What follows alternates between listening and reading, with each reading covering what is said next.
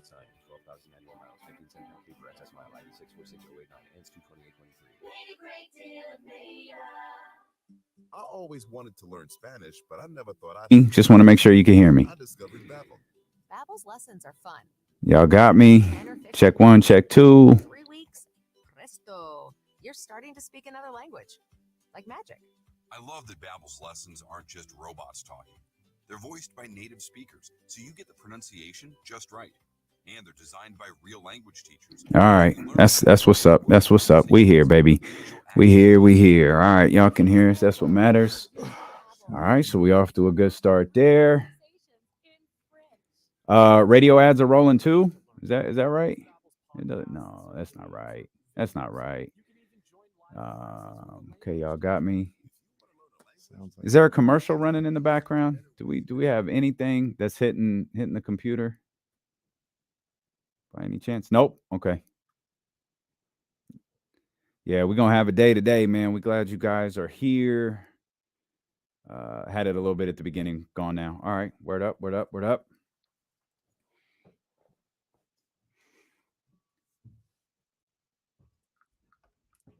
So Charlie, after the legal runs, I fire our show intro from in here.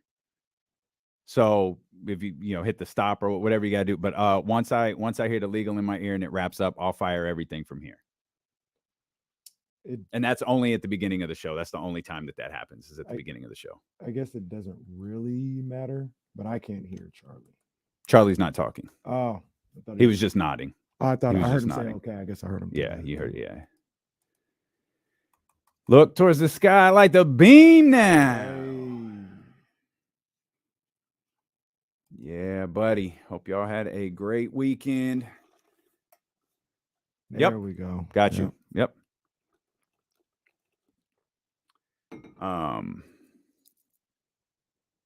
Oh, right on, Cheryl, and be more as Actively Black. Hey. You know what I learned about Actively Black and Lanny, who we've been begging 464-1261. Again, 800-464-1261. Tens of thousands affected by the toxic water at Camp Lejeune are left with death, cancer, Parkinson's, dementia, birth defects, and other serious illnesses. No, I didn't. And I can't along get with a the hold of harm.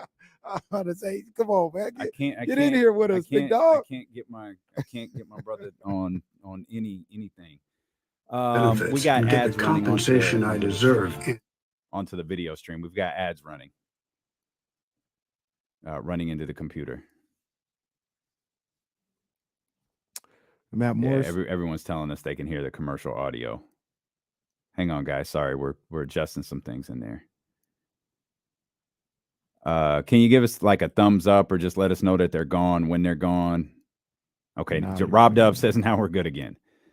All right. Okay, they're gone.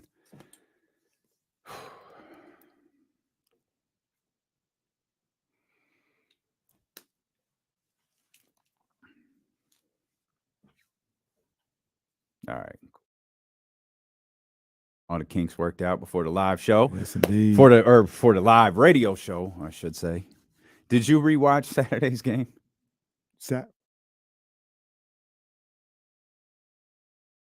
Fourth quarter and overtime, 3 or 4 times. The second I woke up. It was like 6. I was like, we ain't got nowhere to go till, it keeps proud. Well, just grab my little energy drink and go ahead and watch this again. And I didn't watch the whole fourth quarter. I picked up like right before. I picked up on the 12-0 run by the Clippers and watched from there. I don't usually even do this. I watched the game, and then I went down to Doco. I saw that. And then when I came back, I watched the regular feed, the regular replay. Like, they replay the game. Oh, okay. Yeah. We all good in there? We're getting just weird messages about the audio going in and out, but I can't tell. Oh, we got it? Okay. That was by design, guys. We're good. We're good. All right, here we go, guys. Showtime, baby.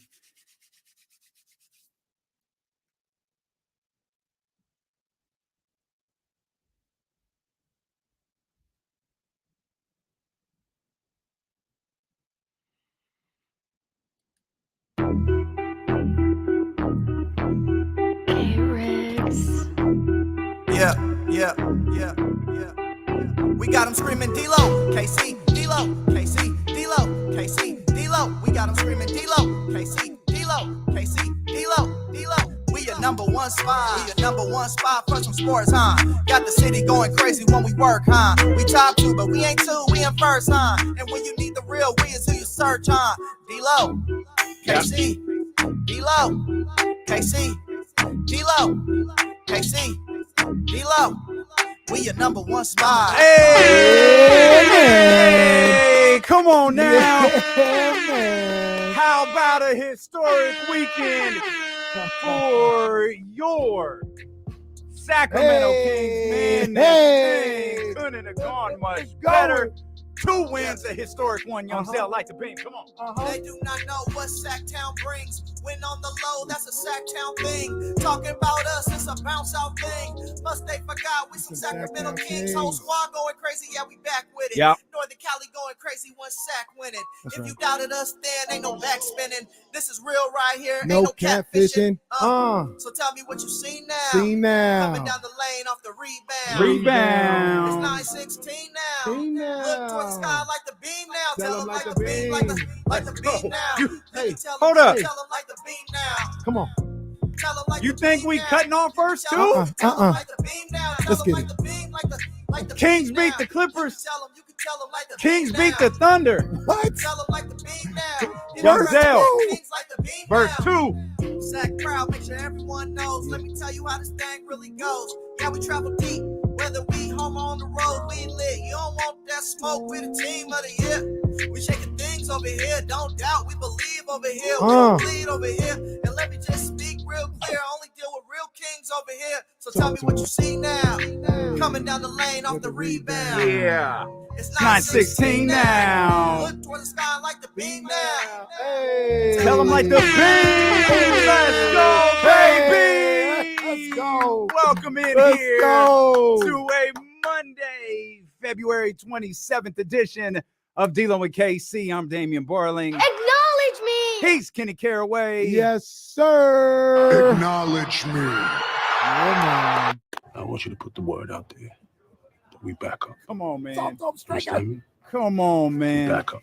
Talk to him, Stringer. What a weekend it was. The Sacramento Kings with 2 victories on the road. 3rd and final game of this road trip coming up tomorrow against the Oklahoma City Thunder. They were able to get a win yesterday, and of course, everybody's still riding high. The victory yesterday, someone on the Twitter mention said it beautifully. The win last night made the ability to enjoy Friday's win that much more sweet. What and not just the Kings taking care of business. Look around the rest of the league. Now. Shout out to the Deer District for getting. Shout out to hold up. Okay, Lakeshore. Let it play today. 20, I don't give a damn. 27 points down to come back and beat the Dallas Mavericks. We'll run through the entire scoreboard. Hey, shout out to 5280 and the 5280 crew. That's Denver. They handle business last night. Got them clips down there even further. Ooh. Come on, man. Ooh. Shout out to R-Dubs. R-Dubs Come knocking on, out man. the Minnesota Timberwolves. The one game that really didn't go the Kings' way was Memphis beat Denver. Yeah. Is that it? Is that the only one? Yeah, that's the only one. Wow, man, my Hell goodness. of a weekend. My We goodness. appreciate all of you for being here with us today. The phone lines will be open for you, 916-909-1320. James Ham will be with us in the final hour of the show, and we have every intention of being as obnoxious as possible. It is what it is. For the next 4 hours. So if you don't have any interest in being obnoxious, you're tuned into the wrong show today. Man. This is 16 years built up. We've got things to talk about today. I'm sorry. This Sacramento Kings team is 10 games over 500 right now. They need air horns for that. 10 games over. 10 games over. They're 35-25, and they just sitting in the 3rd seed with some McQueen and the Violet Fog gin and Luke Belair on ice. Just relaxing. They kicking it. Just relaxing. handling business. Man. You know what I'm saying? Handling business. Bro. This is and look, you said it perfectly. We're going to be obnoxious. We told you this back in October, November. What we Don't say? let us be good. You know what I mean? We already told you what the deal was. The people out here, I go down to Doco at about 11:15 on Friday night. Then, it gets posted and people are like, oh, well, you guys acting like you won a championship. No, I'm acting like you need to shut the hell up. That's what I'm acting like, because we out here doing work, and I told you what was going to happen. If we were doing work, we were going to be obnoxious, and it ain't stopping. It's just starting. Coffee boy, little barista, don't bring your asses back to Sacramento. We doing what we do out here, and period. If you're a Warriors fan, don't talk to me. Y'all in the slums, don't talk to me right now. Y'all can't say nothing. I'm sorry. We had Clippers fans talking to us. And they ain't even got a gold tag. Bro, they don't even have a gold tag on their jersey. You're the Los Angeles Clippers. Keep your mouth shut. You can't. If there is one fan base in the league that can't talk, it is the picture of disappointment. Facts. That is the Los Angeles Clippers. Don't talk to us. You ain't going to kill our fun, man. Don't talk to us. You ain't going to kill our vibe. We told you. We warned you. We warned you a long time ago. Don't let this team be good. I already told you what it was. We collectively. And we're about to deliver on that. We about to deliver. I don't give a damn if it's the regular season, if it's the California Classic, if it's damn NBA 2K23. We're beating your asses left and right. And that's just the bottom line. Don't let us be good is the first announcement that's actually paid off and been true as a major announcement. That one right there. Don't let this team be good, because we are going to be obnoxious as hell. And that is our intent. And I mean, and shout out to the folks on Twitter, because they were on point. Winning that game yesterday made the ability to enjoy Friday's win so much greater. Because it would have been tough. Because I don't even know what to do right now. I have zero interest in talking about the game last night against the Oklahoma City Thunder, though there are some things to talk about as it pertains to that game. Shout out to the G-Man, getting the chain. What G-Man get air horns? Oh, man. G-Man get air horns. The legend. We ride with the G-Man for sure. I was so happy to see the fog machine out for him and the gold chain around his neck and the pop that he got from the locker room and the smiles on everybody's faces and the fact that team was able to go out there and get a win on a day that was so special to him, because he's had, I game 2,500. I remember talking to him that day. Like I did, all of these different landmarks. And in most cases, he was calling a garbage basketball game. He was able to call a game coming off of just that incredible victory on Friday night, where you wonder, is this team going to be tired? Are they going to be emotionally let down? How drained are they going to be after that game against the Clippers? There's obviously all sorts of weather issues. Praying for everybody in Oklahoma City and that Midwest area right now that are dealing with that stuff. But they responded. And I don't even know if G-Man remembers how to act when stuff like that happens. But I get called back as I think over the weekend, thinking to to Monday's game, thinking to the games against the Oklahoma City Thunder, and then of course the games this weekend. I just keep going back to De'Aaron, getting that chain, and them calling for speech. And De'Aaron says, "Let's go to Oklahoma City. Let's end this road trip the right way. Let's get to it together on three. Come on, 1, 2, 3. Come on, man. Hey, look, these dudes is locked in. Damian, I know it's only 3 games or whatever. They still got plenty of work to do. But I told you guys on Thursday. Matter of fact, it was probably Wednesday, because I was hyped. I couldn't even wait for Thursday. I was hyped. I said, these dudes understand the moment. Yeah, you did. They locked in. Yeah. They locked in. And I heard Terrence Davis, and it was like, oh, man, they feeling the weight of it. No, he's feeling anticipation. Yeah. They all know what's in front of them, man. They anticipate and finishing this thing off. They locked in, bro. Hey, it's a great question by the day one Tyler. Is Fox a leader now? He is the leader. We ready to call De'Aaron Fox a leader now? All of these questions about this man for the last 5 seasons, have they all been answered?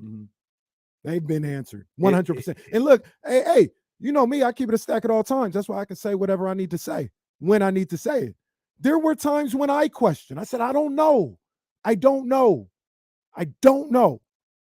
But that's out the window. If it was unclear to anybody at any point in time, it shouldn't be anymore. This dude is franchise. Like I said last night on Sports Sunday, he is him. He is him. Mm-hmm. Period. The level of confidence that man is playing with right now. We had 7 straight games with 30-plus points. We're at 9 of the last 10 with 30-plus points. He got a 16-pointer in there in which the Kings won by 20. Yeah. First game back, too. That's right. He had missed the two games prior. He had scored 30 the 2 games prior to that. That dude is playing on an entirely different level. And the all-star conversation is quickly shifting to an all-NBA conversation. That's facts. We're talking about one of the best point guards in the game. We're talking about like top 5, top 3 point guards in the game today. And we posed the question Thursday or Friday, whatever day it was. Are y'all going to start paying attention to this team? Are the people outside of the city of Sacramento going to start paying attention to this team? And the emphatic answer is yes. They got everyone's attention. This time. Friday. Friday. We're going to talk about Friday. Because Friday was crazy. It was one of the most insane. That was. We gotta break Friday down, man. We gotta break that down. It's bordering indescribable. And if we're gonna break Friday down, I want to make sure we start with Malik Monk. We're gonna step out. We're gonna regroup. We're gonna come back. We're going to talk so much more about your Sacramento Kings. We're going to open the phone lines for you up as well. We're here with you for the next 4 hours. James Ham going to be with us in the 3 o'clock hour, 916-909-1320. It's D-Lo and KC here on Sacramento Sports Leader, ESPN 1320.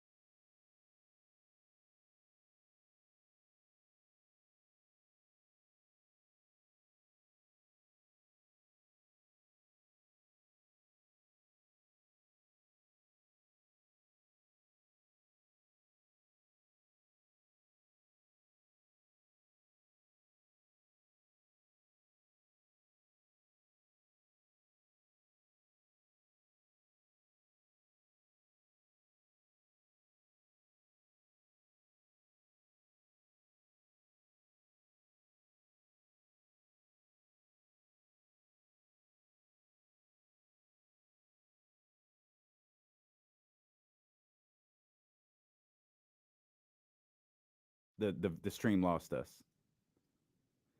Does he have maybe Jesse takes us out of program or something like that? Is that what it is? Okay. All right. Now y'all can hear us. There we go. I think we're good now. That's all right. Charlie normally does all the ugly behind the scenes stuff. He's come up behind the board, and we have a really unique way in which this show rolls on, so we can keep talking to you guys. So my guess is Jonathan, during the commercial break, he just pops us in and out of program. Is that what happens? Okay. So just don't forget to put us back in. Yeah, that's just the one thing you got to remember. Well, see, the radio station on point. It's the live stream that we're working through here right now. We all good. Charlie's just working through a lot in there. He's taking care of everything. Why I believe a gremlin is eating Jesse right now at this moment. Our guy wasn't feeling too well yesterday.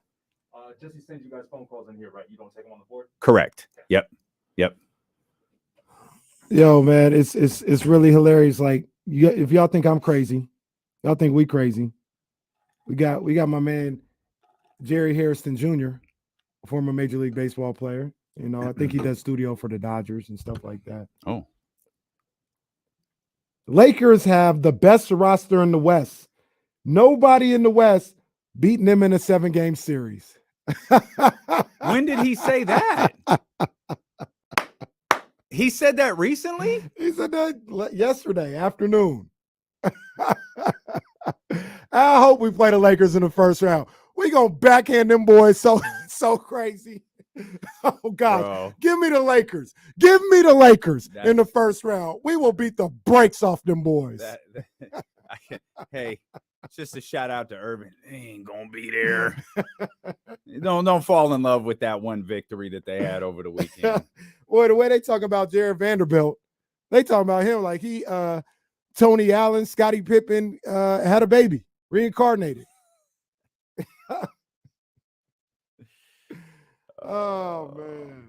Oh, Young Zell wants to come in the studio one day. Oh, Young Zell, that's easy Say work. Less. Say less. That's easy work, Zell. We'll absolutely get that scheduled. Hell yeah. I'm with you, EB. Okay. Give me the names again. Yep. Gotcha. Okay. EB, you know what it is. You already know what it is. Oh man, you already know the vibes, baby. What a drop that was. I did our normal.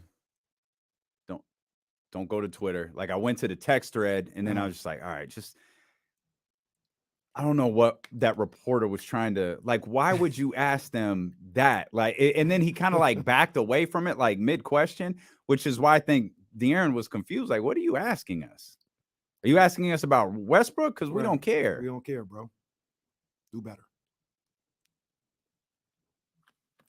Man, hit the thumbs up while you guys are here. Hit the thumbs up and subscribe buttons. We just need like 10 more subscribers to get to 4,000 people. 4,000 real people, which we're really proud of. Hey, Brad, this is the best take you've ever had, Brad. I agree with you. No problem. Oh. I agree with you, Brad. The best take you've ever had. You're the man, Brad.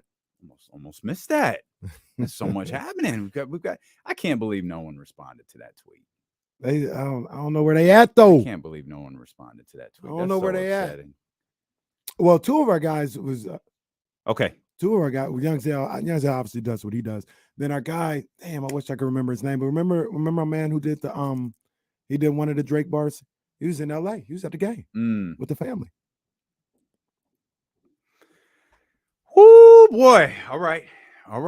So I was so excited. I'm talking Friday and yesterday and Kings and laughing at Clippers fans and laughing at all these fan bases that are suddenly in their feelings because the Sacramento Kings are good. I almost forgot. People. This was the first time, by the way. It's the first time I've ever seen this. First time Kenny went to Twitter and said, regardless of what happens on Sunday, we're getting Drake bars on Monday. You know what it is. It didn't matter. It doesn't matter. It didn't matter then, and now it really don't matter because we got that dub. We got the dub yesterday, and so we've got Drake bars for a weekend of wins. You let me know when you're ready, player. Well, I mean, goodness gracious, we got so much that we have to cover and we have to do Drake bars for. It's just getting crazy right now. We can start on Friday, 176. 176 Sacramento Kings, LA Clippers 175. Then in the more mundane game on Sunday of 124, 115 over the Thunder. Kings went back to back over the weekend. 40. Give me the beat. Yeah. You already know the vibes, man. It's just like it was euphoria. I was in the studio like 25 hours straight. It's just crazy. Yeah, you know the vibes. Look. Time waits for no man, but heals all wounds. In this game, y'all discuss me. I'm ravishing Rick Rude. Do better. Get your weight up boxing with me. Exposed as Jake Paul or worse, drunk like Tommy Lee. 175, but it still ain't enough. My guys can hit 2 bills if need be. They tough. 120 plus OKC just can't keep up. Conference bet the house, but we calling that bluff. Whoa. I said the conference bet the house, but we calling that bluff. Whoa. You already know the vibes, baby. Let's get to it. The Kings were in LA. They got buckets on buckets on buckets. They were too much. The Clippers couldn't stop them. Yeah, sorry, PG. Do you like you just freestyle that last part every time? I mean, that's what makes it great. I like the ravishing Rick Rude. I like that. Y'all good work disgust right me. there. I'm That was ravishing good Rick work right Rude. there. Wasn't that a Rick Rude line? He was like, he would say you disgusting. Mhm. Yeah. What I'd like to have right now is for all you fat, out of shape NBA sweat hogs, keep the noise down while I take my robe off and show these ladies what a real NBA team looks like. Hey, man, if creative in the WWE were smart, they would recreate a ravishing Rick Rude. Oh, well. Well, they tried. That was a little excessive. They tried. About 98, 99, I think they tried, but that was a little overboard. Yeah, it was probably the wildest entrance music video in history.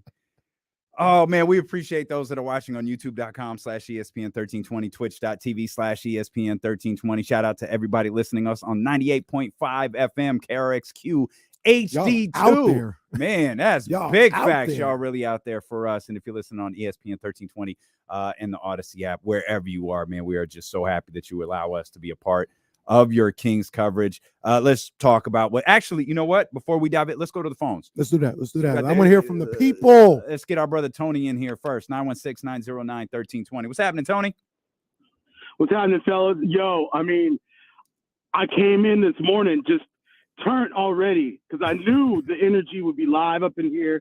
Hey, first of all, I got to say, fellas, hey, thank you so much for the show. It's like walking into a barbershop every day, chopping it up with your boys. I had a tough week last week, had to put the pup down. He was 9.5 years old. But every single day I came in and you guys would give me that distraction I needed. Just, I can't thank you enough. And I came in today like Ice Cube. Yo, Dre, I got something to say.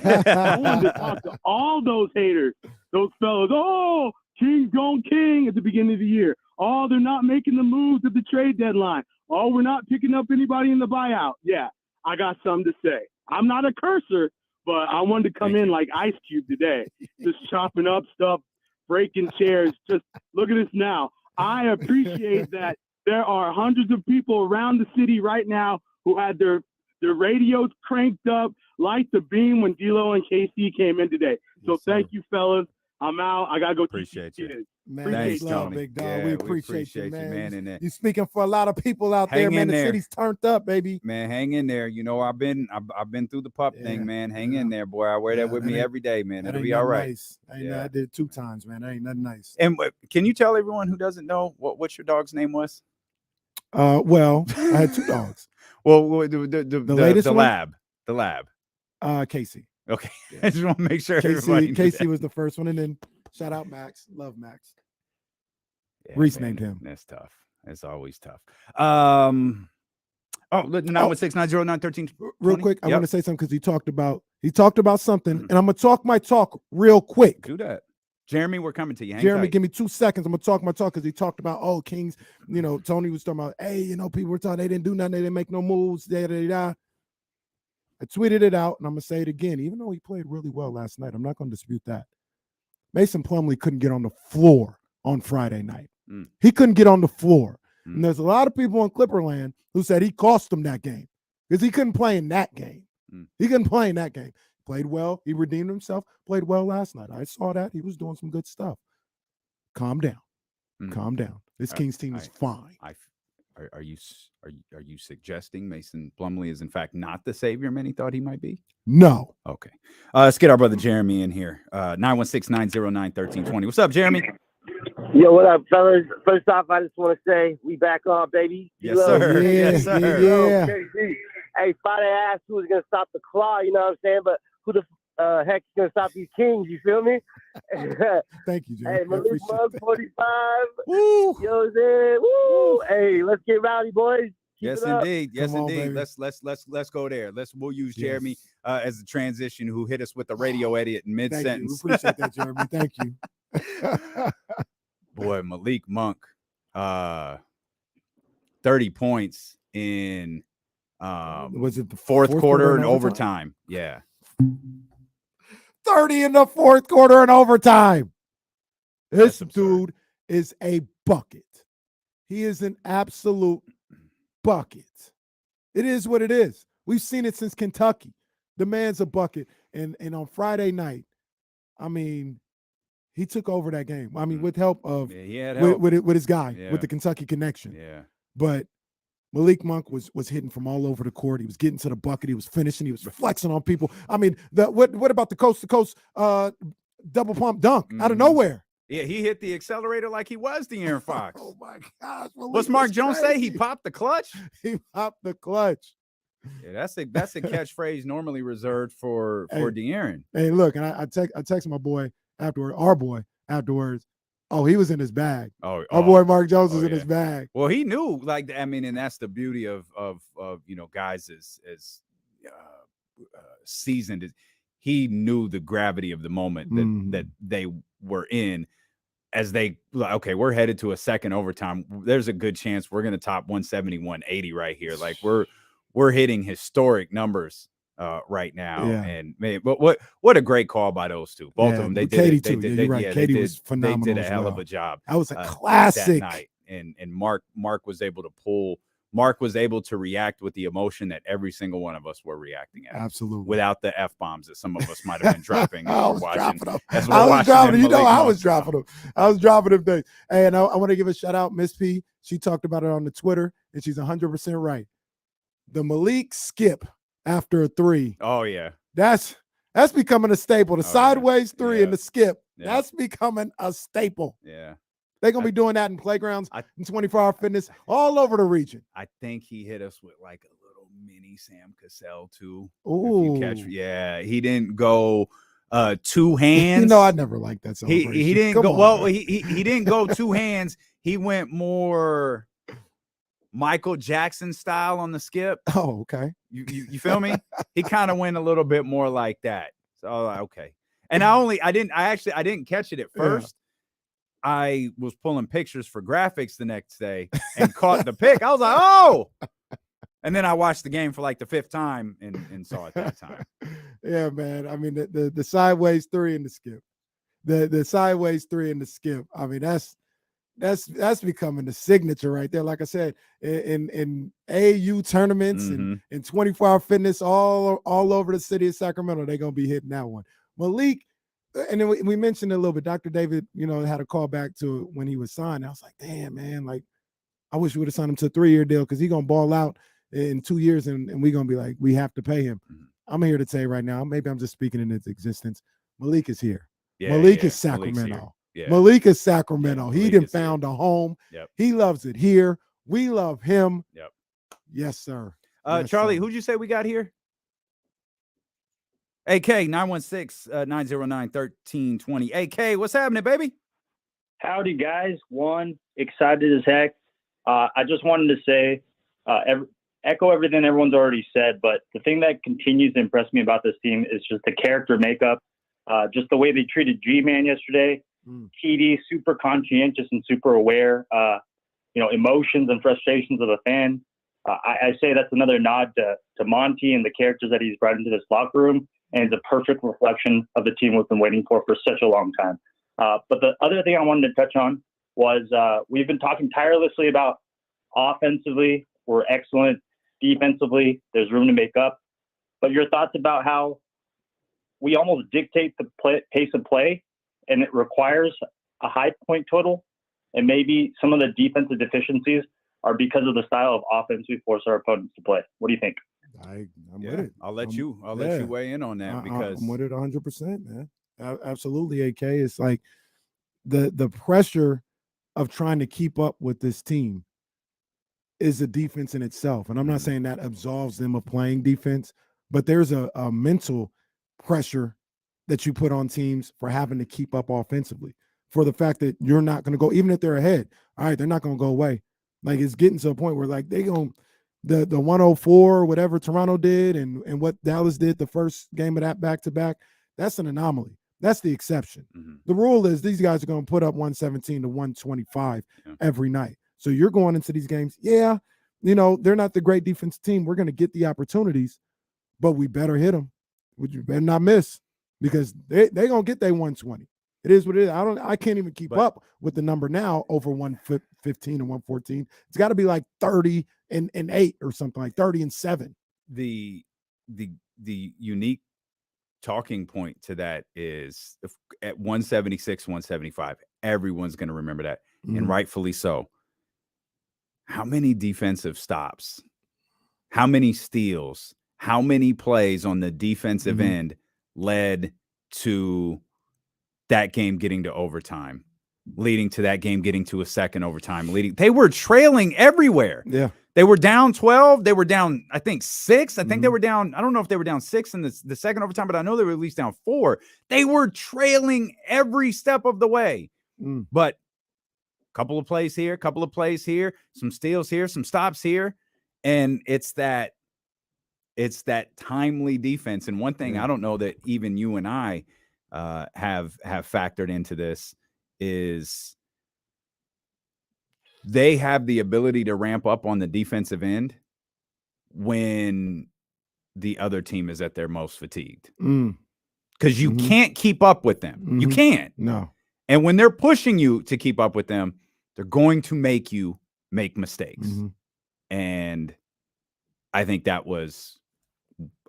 why they were able to cut the 12-point lead, cut the 6-point lead, cut the other 6 point, and then ultimately get a 1-point win. Bro, let me go there. There's so many things that I want to say with AK. Remember AK said, the culture that they have. Just write that down for me because I want to talk about that. Culture, got you. But let's talk about that though. The timely defense. Corners of the culture coming back Thursday. Yes, sir.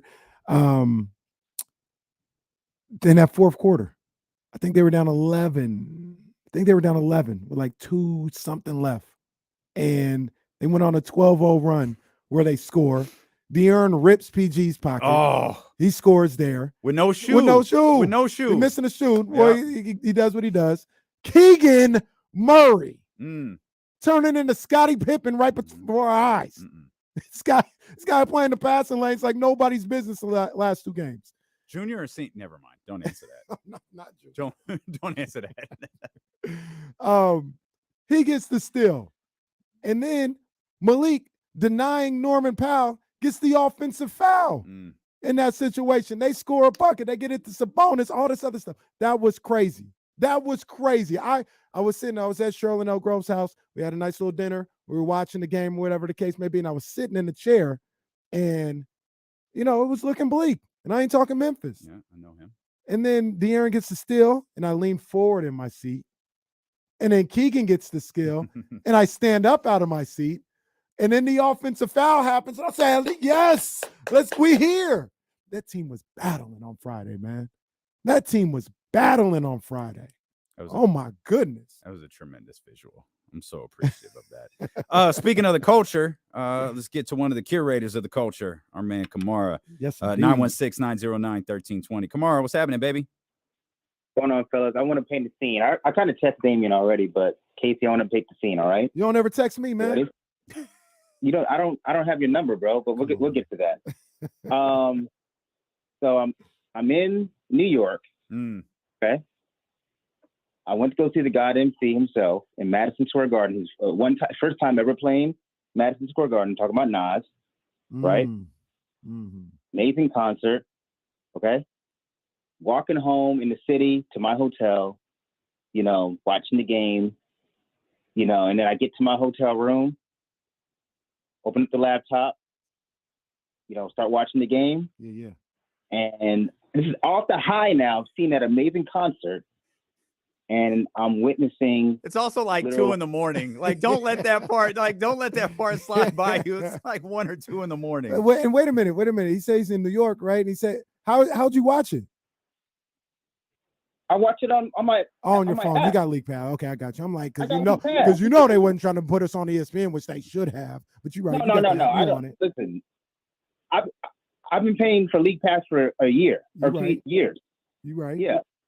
So but I'm talking about like the high of, first of all, Dave, you ain't going to sleep after seeing that amazing concert, but you're definitely not going to sleep when you're seeing the Kings doing the amazing thing of like just battling on the court. Like I probably didn't go to bed till like 4 a.m. because I was so hyped up in that night. It was like the most magical night ever, right? So I just want that.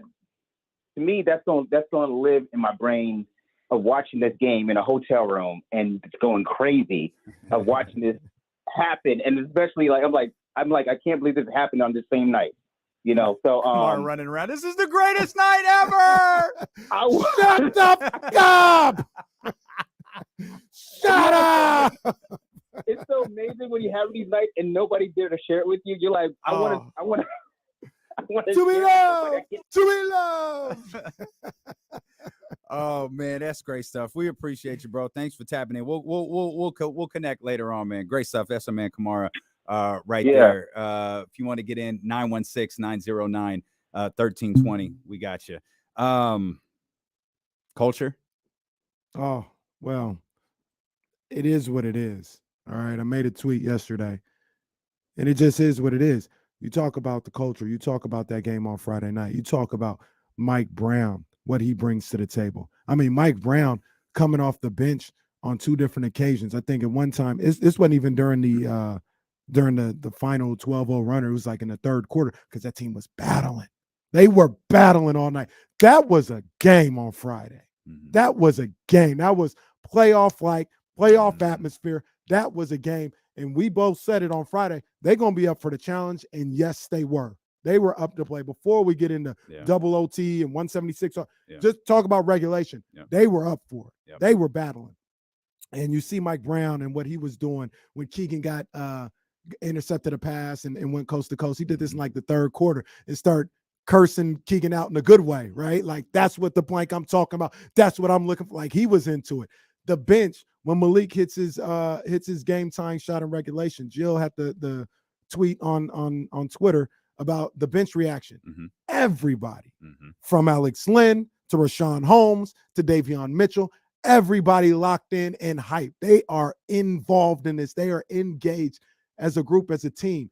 And I said yesterday, after watching that, it reminded me of what, I want to make sure I know exactly what I said because I want it to be perfect. But I tweeted out, I said, the Kings got rid of losing players with losing attitudes. Yep. And they started winning. That's right. And if you feel seen by that, that's you. That's you. Yep. There's people who aren't here no more who like, yep, he's right. Didn't have nothing to do with me, but he's right. Like that's not he's not talking about me. But he's correct. If you take that some type of way, if you're a fan of somebody and you take that some type of way, it's probably because you were part of the problem. Yep. And that is what we see on Friday. It was on full display on Friday. Rashawn Holmes. I want to when next time I get opportunity, maybe on Friday, hopefully on Friday this weekend, I want to talk to Dr. Holmes, and I just want to say, you guys raised a hell of a man, and it's a reflection of you two because I know Rashawn Holmes wants to get out there. I know he's not happy. He's a competitor. You know, he works his butt off. I know he wants to be out there, but he doesn't let that get in the way of the team. And seeing him hyped every single time, ready to go whenever he's called on, every single time. That's more than anything. I don't know. Maybe I'm just locking in on him too much, but that's what this team is about. A guy. It's easy for. I don't want to disrespect. I'm not trying to disrespect him, but it's easy for Delly to be locked in because when Delly signed, he knew what it was. He knew, yeah. You know what I mean? He knew what his role was. Exactly. But a guy like Rashawn thought he was going to be part of this. He thought he was going minutes wise. Yep. And the fact that he's able to get over that for the betterment of the team and make sure he's locked in, engaged. I'm sure he's in there talking to these guys in the huddle and making sure everybody's locked in. That's what this team is about. That's the epitome of what this team is about. His work ethic reflects his energy. He's ready to play at any moment, and he acts like it. There's no Anthony. You remember the clip of Anthony Davis when LeBron hit 38,000, 800, whatever. Yep. And he was getting ripped apart for that for a day or two, and he just said like, I'm frustrated with how we're playing. And man, there's no one sulking about how they're not playing. There's no one down. And I think the other key point is they don't get too down. And I told you one of the things I carried over from all of that stuff that went on Friday night and for me into Saturday morning, watching all of those videos and the things coming out of the locker room. was they don't get too low. They didn't get too high either. It's like, yo, this was dope. This was a big moment. They celebrated when Malik walked in, when De'Aaron got the chain, and then De'Aaron, hey, we got to go to Oklahoma City and take care of business. I love that. I saw the same thing. Together on 3. Yeah. And there isn't a single individual. You know, everybody keeps bringing up the incredible celebration with G-Man last night. Go look at the still shot of G-Man with that necklace on, surrounded by that team. There are dudes who have been on that team 5.5 minutes who don't know G-Man from nothing, but they smiling from ear to ear. They recognize the moment that man was having. They recognize the importance of that man to this franchise. 1, 2, 3 together. Yeah. That team, this team, as together as any group we've ever seen. Yes, I love it. I love this team. Like I said, this team had me packing the family up in the car, saying we going downtown. They looked at me crazy. They brought blankets out. They all fell asleep in the car. They weren't going to see the beam. I said, damn it, we going. I got to put on for my guys, man, because they just did something historic in Los Angeles. And that's what I did on Friday. I went out to Doco. I went in front of the beam. And I told everybody, put some respect. Stop playing with us, man. Stop playing with us. And the NBA started listening. Who were you talking to? The NBA. And they listened. Because you went to Doco in front of the beam and just started yelling at the NBA? Yeah. And it worked. Not that that's terribly unusual for downtown behavior. I just don't really advise that. It just doesn't feel like the smartest. It doesn't feel like the smartest. Because the very next morning, it did. Guess who's on TNT in a week? It did. Yes, indeed. We're gonna take a break, but I just want to say something. Because I just want to say something. I'm you want me to go? No. Are you sure? You're good. Okay. But look, I talked about it a little bit during the break because people was talking and they was tweeting. But now, I saw another tweet. I don't want those problems. But we saw NBA retweet. They're part of NBA Twitter. They're out here. This ain't no, lollipop account. They tweet the NBA. The reason that Darvin Ham and the Lakers are talking about the 6th seed is because they are targeting the Sacramento Kings. The Lakers want to play them in the first round, an inexperienced team per Brian Windhorst. Bring it on. Bring it on. We will backhand the Lakers so tight. Oh, my gosh. Bring it on. Get to that 6th seed. Keep us in the 3. Get 7. We will backhand the Lakers something so nasty. Bitch, I wish you would. I wish you would. Oh, my God, I wish you would. We'll come back. 916-909-1320. There's so much more to talk about. We sang the praises of Malik Monk and that performance that he had on Friday. Well, how about this stretch of basketball that De'Aaron Fox is playing? A.K.A. him, as Mark Jones would say. When D'Lo and Casey return here on Sacramento Sports Leader, ESPN 1320. Excellent. Appreciate you, man. Oh, I can't believe Darvin Ham, Brian Windhorst at the audacity. First of all, y'all ain't getting to the 6th seed. There's that. So y'all good in there, Charlie? You feeling good?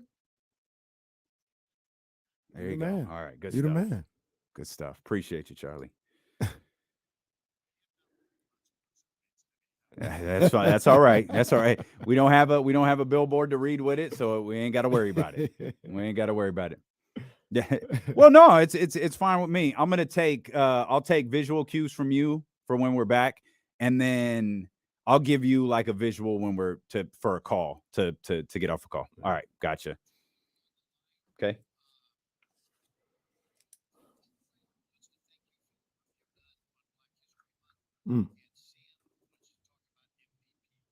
Gotcha. Okay. Got them both. Tell them both. We'll be right to them after the break. This I don't think it might. I ain't gonna lie. Maybe we'll talk about it later. But the Commanders, the Durs, released Carson Wentz. And my buddy, shout out to my guys. This isn't nice. I shouldn't be laughing. But my buddy Slim Dre says, time to hit the XFL. Oh, well. He's not wrong. Didn't have to say it, as Stephen A would say. Shout out to Good Kid Dad City, who's poor guy's trapped in the airport, but he's rocking with us. That's my man's. AKA Booty Giuliani. My guy. What was it, Gavin Tewsome? Gavin Tewsome. Gavin Tewsome, indeed. Yeah, John Paul's Jesuit didn't have a chance on Saturday. Them boys is too much. Too much. Oh, shout out to my guys over at Sac High. Sac High D3 champions, man. Big ups to all my people over there. Shout out to my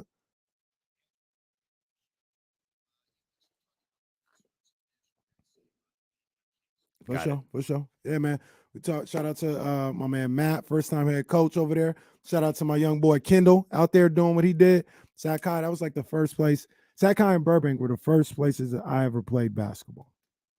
So Sac High always got a special spot in my heart. College basketball went really bad this weekend. It did. I mean, really bad. I saw, and then how'd it finish that way? Really bad. How'd it finish that way? I got a call after that. That hasn't happened in a while. That was frustrating. Yeah, that was tough. There were 4 different scenarios for that. 3 of them resulted in Duke winning the ACC. 1 of them resulted in them not. Damn. The one thing that happened is them not. And that was the scenario. It's not going to happen now. Like they're done. They're with done. Play. Yeah, the men have one more. Now they don't play. They don't play till the last year they played on Wednesday. This year they don't play till the weekend. That's but good. Yeah, they had. Is there tournaments this weekend? Mm-hmm. Yeah, the men got one more week of conference play. I think it. Let me come. I don't want to. That sounds right though. The women, they're never like at the same time. Yeah. Yep. That's right. That's right. I love y'all, man. Thank y'all for hitting the thumbs up. If you haven't yet, please do hit the subscribe button. I think we might have hit 4,000. Wow. We blew past 4,000. We appreciate you guys, man. Thank you so much. That's a really big deal for us.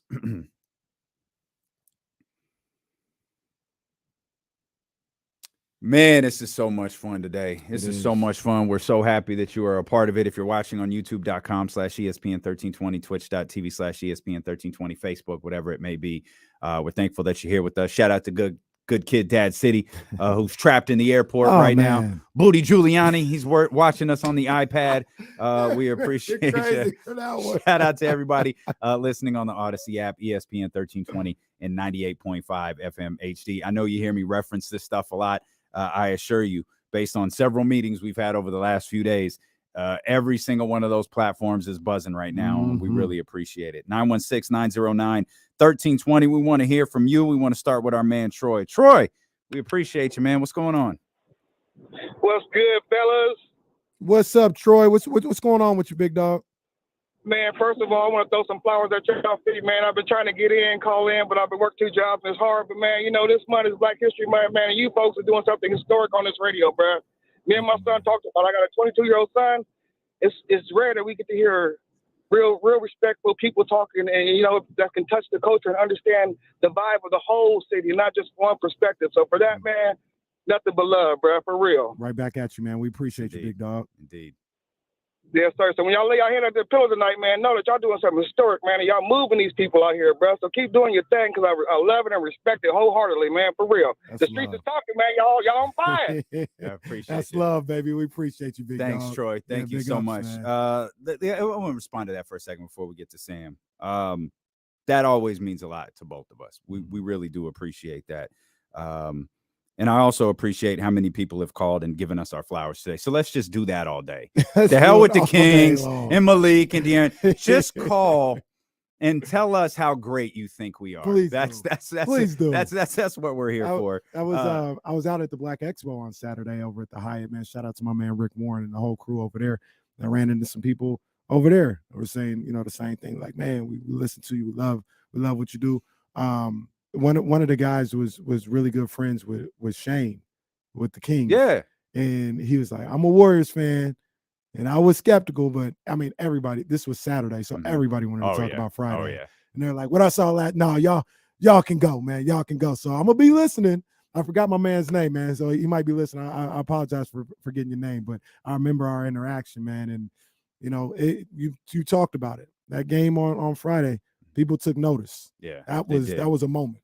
One more thing in relation to what Troy said. I'm just looking at the screen here, and it just caught my attention that between the two of us, we're wearing 4 black designers. And I don't want people to stop thinking about that when February comes to an end. And we'll celebrate Women's History Month and all that stuff next month, as you're supposed to do.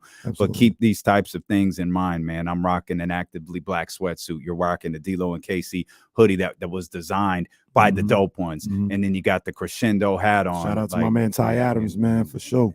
And that stuff is important, man. Look out for these brands. Sometimes they're harder to find, man, but when you find them, man, they're gems out there. 916-909-1320. How about our man Sam? Always good to hear from Sam. What's going on, baby? Hey, not doing bad, folks. Hey, good show. And I heard that Mike Brown over the weekend, he's the leading candidate for Coach of the Year. Oh, yeah, absolutely. That was on a national network. But here's the question: I've always pondered what most valuable player means. Is it a scoring leader? Is it a rebound leader? Is it an assist leader, or is it all three? Or can a person with a team that wasn't expected to do anything this year, can one of those players win the MVP?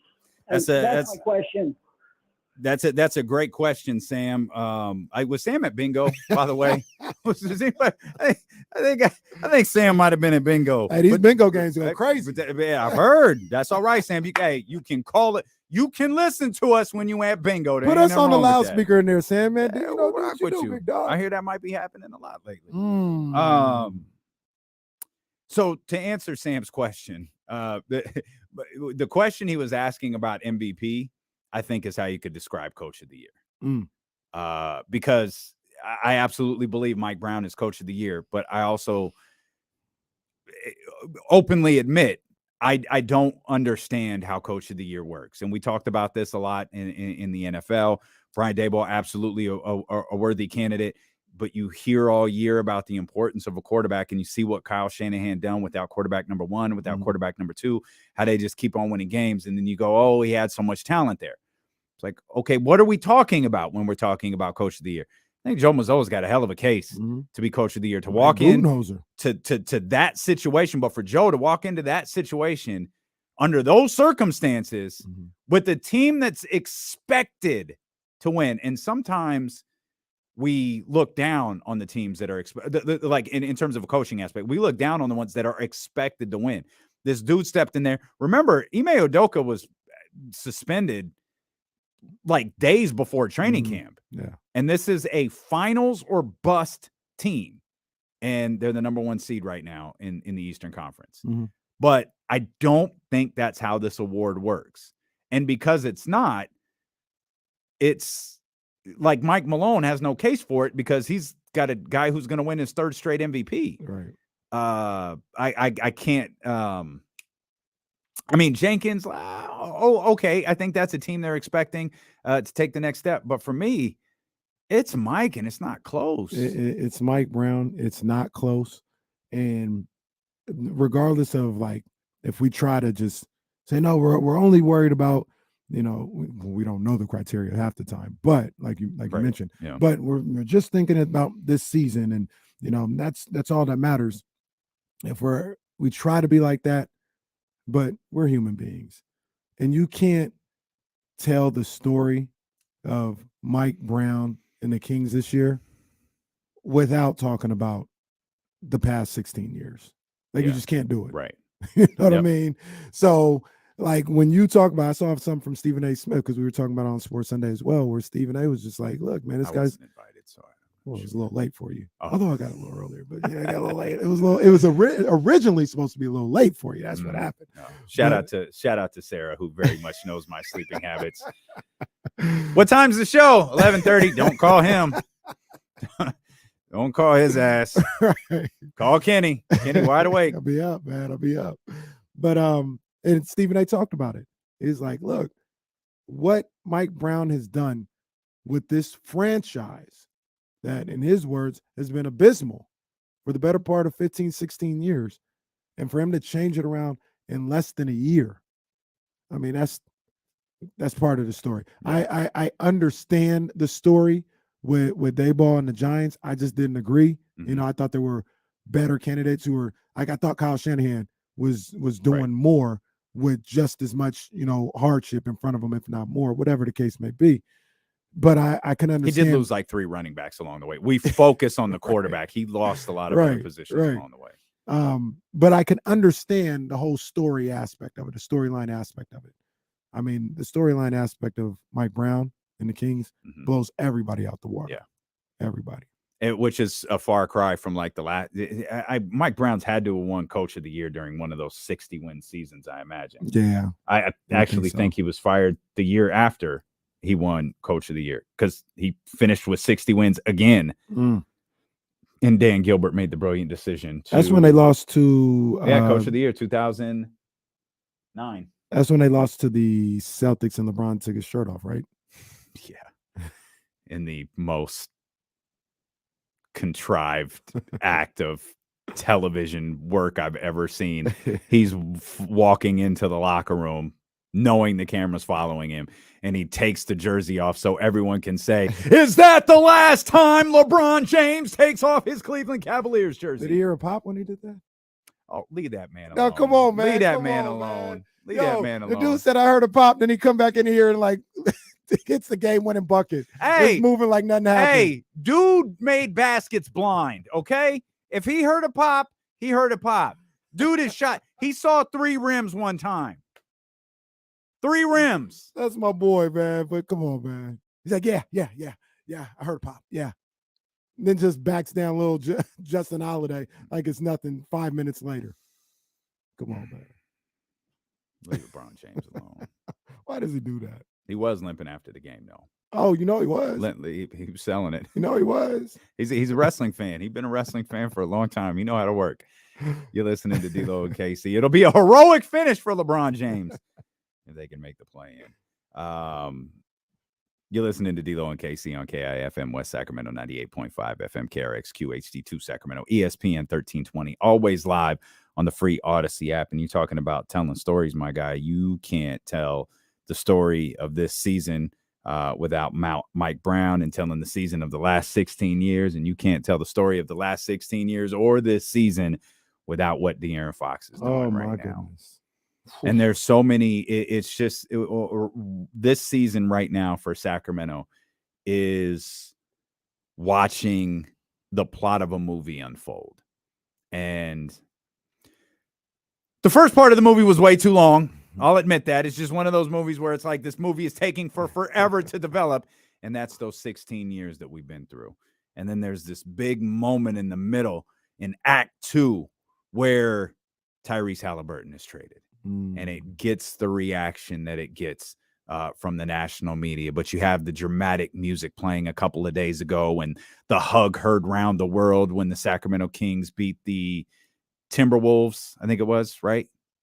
Who did they beat when Domas was here? The 2 games the Timberwolves. was the Timberwolves. Yeah, the hug heard round the world and the dramatic music is playing, and then it leads to the offseason, and it leads to the Keegan Murray draft and the Malik Monk and Kevin Huerter and all of that different stuff. And now sounds like Creed. Now you're well, I would argue the first part of Creed didn't take too long. No, not at all. But now you're starting to see all of these acts, all of these scenes, they're all coming together. It's all starting to make sense. The movie is finally starting to make sense. And as great as Domas is, as great as Mike Brown is, and Malik Monk is, De'Aaron Fox is the star of this movie. Yes. He's on the marquee outside. He is Michael B. Jordan. He is Michael B. Jordan. I mean, he's the franchise, man. He's the franchise. He's got the history. You know, he's got the longevity. He's got the up and downs, like you just mentioned, with his career. And to see him get to this point where he is a dominant player in this league, a dominant player at his position. We asked the question earlier. We'll continue to ask it. Is he an all-NBA guy? I can't Hey, just being real. I can't imagine 15 guys playing better than De'Aaron Fox this year. I can't imagine what's that? 6 guards would be all NBA. I can't imagine there's 6 guards playing better than him this year. He is a top 5 point guard in this game today. Mm-hmm. You could talk about right now at this very moment, he may be top 3. He may be top 2.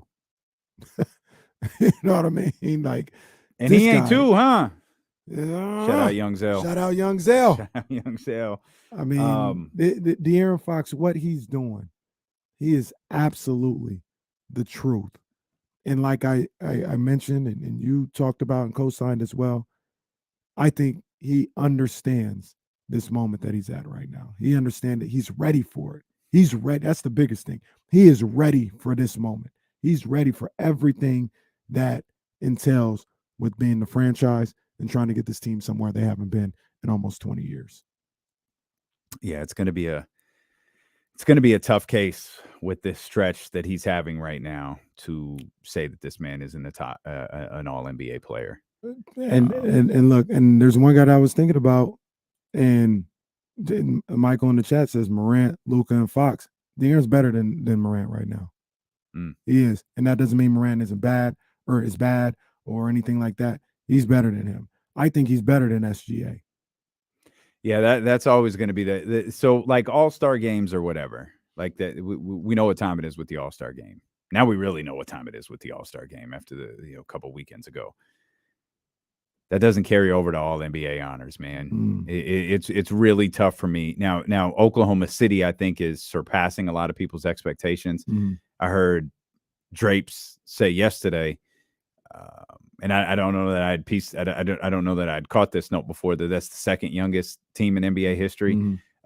Second youngest only to last year's Oklahoma City team as the youngest in NBA history. So this team, obviously they're playing without Chet Holmgren. I think they're exceeding a lot of people's expectations. So it's not like they're awful.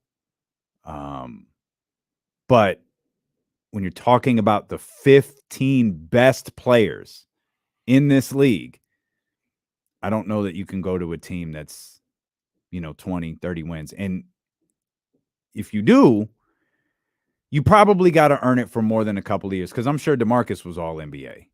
And this is a 20-win team his entire career, 20-something win team his entire career. But he didn't get it the first year. He deserved it. Right. And I think I was listening to our guy, Worldwide Woe, because he did your favorite. Is my guy. He did like an emergency. He does like a post NBA night recap or something like that. And I don't think he was going to do it on Friday. And then the game happened, and he said, I got to get in here. Like, this is crazy. Then he was talking about De'Aaron Fox, and he had I think the stat was in 3 less games than the person in second place.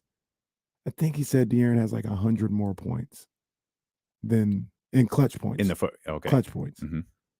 3 less games. Okay. That brings up another question, but I'm gonna let you finish. Oh, I'm finished. I want to hear. Oh, what the hell is this clutch award that they're giving out at the end of the year? And what's the criteria for it? Because they're gonna have a lot of explaining to do if De'Aaron Fox doesn't win this award. He has to get it. Like, this is the Jerry West Clutch Player of the Year. Is this just the national media's feel? Or are we looking at numbers and saying there is no one better in the fourth quarter in these clutch moments than De'Aaron Fox? So is this another made-up thing where you just go off your feel and your guts and the warm little fuzzies you get when you watch a particular player? Or is this about what De'Aaron Fox is doing in clutch moments and affecting his team's ability to win basketball games? Because that award right now is his. Absolutely. It's his and nobody else's. And it's done. There's nothing anybody can do in 20 games, in my opinion, that can snatch that award away from him. Period. And Tyler's got the right one. He corrected me on that one. It was 30 less points or 30 more points in 3 less games than the second guy. Still impressive. I mean, he's played 3 less games. I think Luka was the guy that was behind him.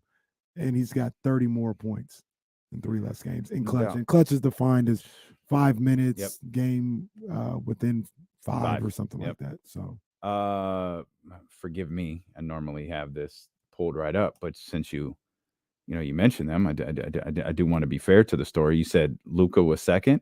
Mm-hmm. Cool. The Dallas Mavericks are 32-30. The Sacramento Kings are 35-25. Gave me that clutch. Okay. I just pointing it out. I got it all wrong. It was Jalen Brunson who was number 2. Don't mind me. I was turned up. What you want me to do? Wasn't hearing things straight. Wasn't seeing things straight. I was turned all the way up. Well, that's a little bit different because the New York Knicks are 35-27. It still ain't the Kings. Is there anything else that Kenny got wrong? They're still ain't the Kings. Kings still, hey, they still 10 games over. DeMarcus Cousins, by the way, did make 2 All-NBA second teams in 2015 and 2016. So he was so good at the end, it was impossible to ignore. And actually, that 2016 season finished in New Orleans, if my timeline is right? Wasn't that the year he was traded? Yes. No, that was the year before. I thought it was 16 because I thought the draft was 17. I thought De'Aaron's draft was 17. Yeah, so right. Okay, so he was traded. So I took that to mean he made it in 15 and 16. He was traded in the 16-17 season. Right, because De'Aaron and Boogie didn't play together. So he was traded in February of 2017. Yeah. He was basically so good at the end, it was impossible to ignore. And De'Aaron has earned that. On that level. He's on that level right now where he's so good, it's impossible to ignore what he's doing. And unlike Domas, who is just phenomenal, in any other player here, I mean, Harrison has certainly been here a long time, and he's carried a lot of weight, but Harrison has never been asked nor expected to be this franchise's focal point. We've asked a lot of Harrison Barnes through the years. A lot. We've asked Harrison Barnes to probably be more than who he's ever been as a basketball player, at least since high school, who he's been as a basketball player. But this whole story leading into the Sacramento Kings clinching a playoff spot is about De'Aaron Fox. It's about the fans in the city first and foremost. But when you dive into this team, it's De'Aaron, and he is the one who has had to carry the weight of this as the franchise. And why didn't this work? And he can't play with Tyrese, and he can't play with this player. He can't play with that player. How come he can't make any? How come he's not louder? How come he's not more vocal? How come he's not yelling? There's a picture on our tile screen right now that shows you, yep, that man can yell now. Yeah. He's back. De'Aaron back. My guy has found his voice. De'Aaron is back between what he did on Friday and that the Kentucky connection alley-oop. Oh my God, stop playing with him. Stop playing with him. That was nasty. And then yesterday, my man on the breakaway. Oh, windmill me, D Fox. Just quick. Windmill me. What was he doing after that dunk? Oh, he's raising the roof.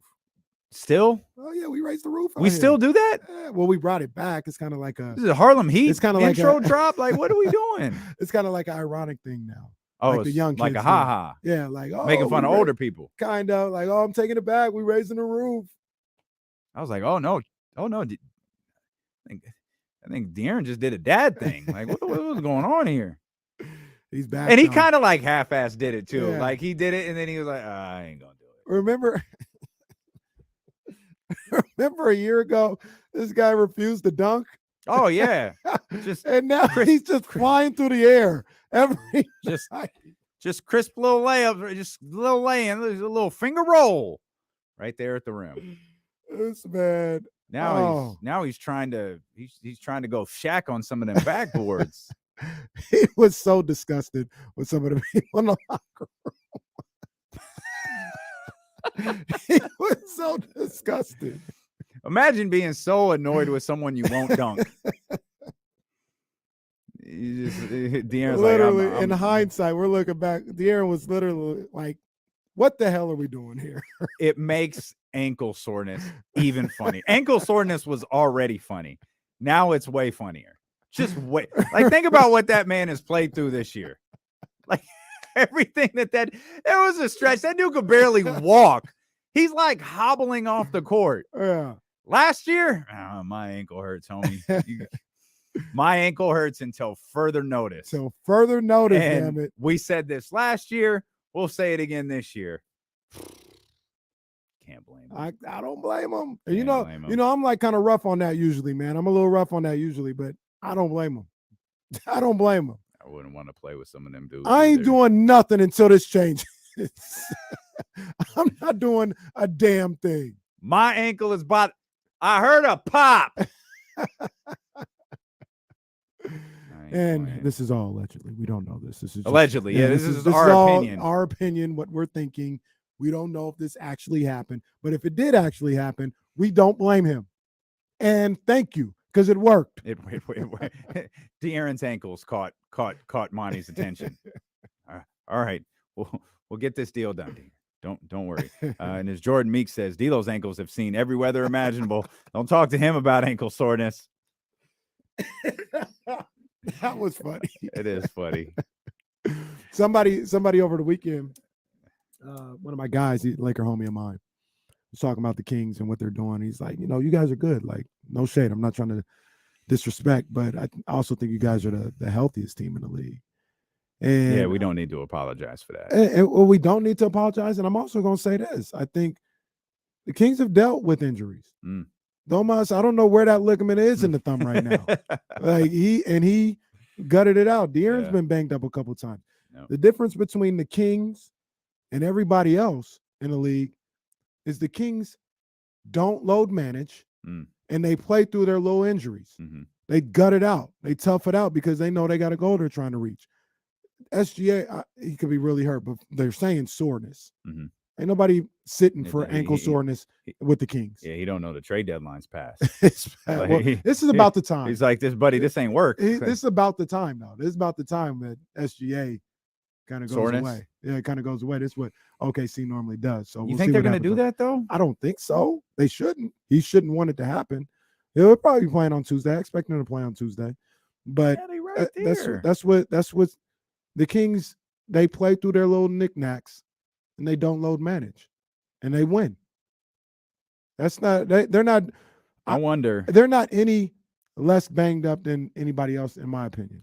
I'm sure they go through little stuff all the time. We don't know what the hell was going on with Keegan Murray with his thumb for I don't know how long. He didn't say nothing. He didn't sit out. He kept playing. His hand was taped the exact same way Domas's Same was. way. And it was never talked about. He kept playing. That raises another question that I want to ask you. We'll talk more Kings basketball. We'll look at the rest of the league. We got James Ham at the top of the 3 o'clock hour as well. Phone lines remain open for you, baby. 916-909-1320. More ahead is D'Lo and KC on Sacramento Sports Leader ESPN 1320.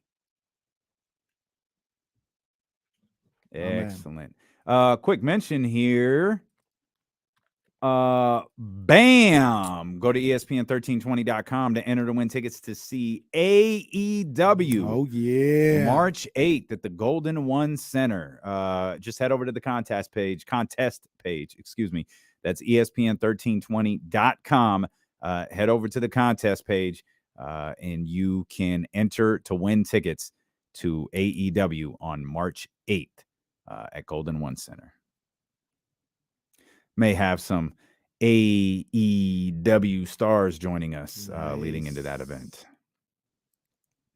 I don't know if Jesse was probably caught between a rock and a hard place. Do I go for Jade or do I go for Ricky? Which one do I ask for? If you could only get one, I think we'd have to go for Ricky.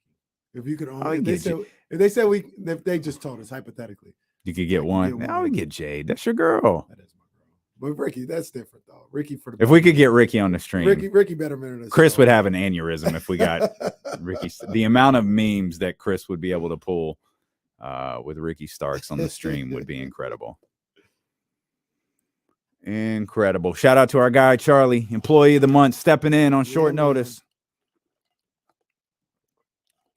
Shout out to Jesse, who's probably just sick of our shit, to be honest with you. He said he wasn't feeling well. I think he was just tired of us.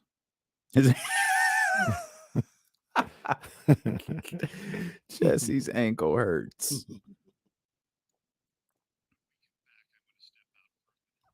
No problem. Sure. We got you. I mentioned Actively Black. They partnered with a group called a watchmaker called Teleport. And I always forget that when I wear my Actively Black gear, I wear this Teleport watch. Teleport is a Black-owned watch company also. So that ups us to 5. That ups us to 6 brands, because these bracelets, this one Coach JT gave us, and I know that's from a Black designer. Yep. The rest I got are from a company called A Few Wood Men. Don't make any jokes. It's just the way that it's the way that they make jewelry. Go check out their website. So I think we're up to like 7 just between the two of us. That's what's up. Does Jordan count? Not really. No. Okay. I believe that's Philip's money. That's partially counts. Partially counts.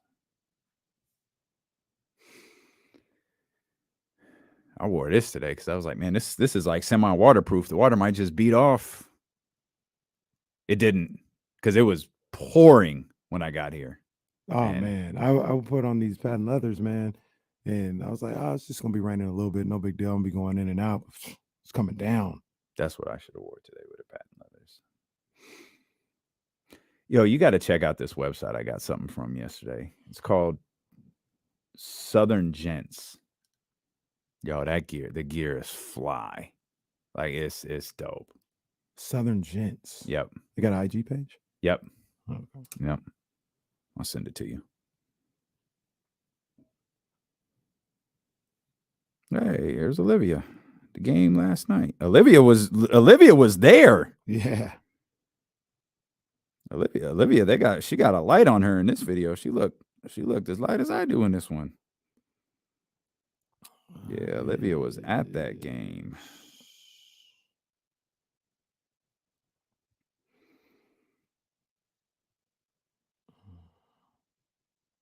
Shout out to 1320's J. Ross. I saw him getting emotional talking about the G-Man. G-Man.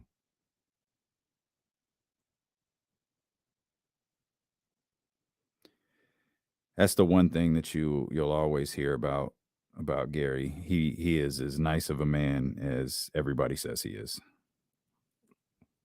He is. I met him a couple of times, and I met him just off like, I grew up listening to him, so I'm just like, hey, it's an honor to meet you. He's super nice, super nice. And he listens, and that means a lot.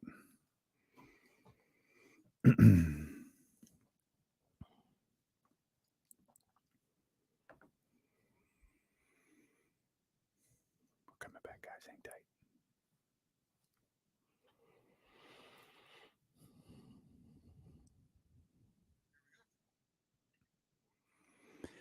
Now 916-909-1320. If you want to get in on the phone lines, we, of course, would love to hear from you. You can watch the show on youtube.com/ESPN1320, twitch.tv/ESPN1320. Chatty House, great way to take part in the show as well. So happy to see so many of you in here today. Obviously, excitement for the Sacramento Kings is sky high. So many things went well for the Kings. Obviously, the historic 176-175 game against the Los Angeles Clippers on Friday, leading into just a good, nice win against the Oklahoma City Thunder. It's like you don't take wins for granted. Like, every game matters right now.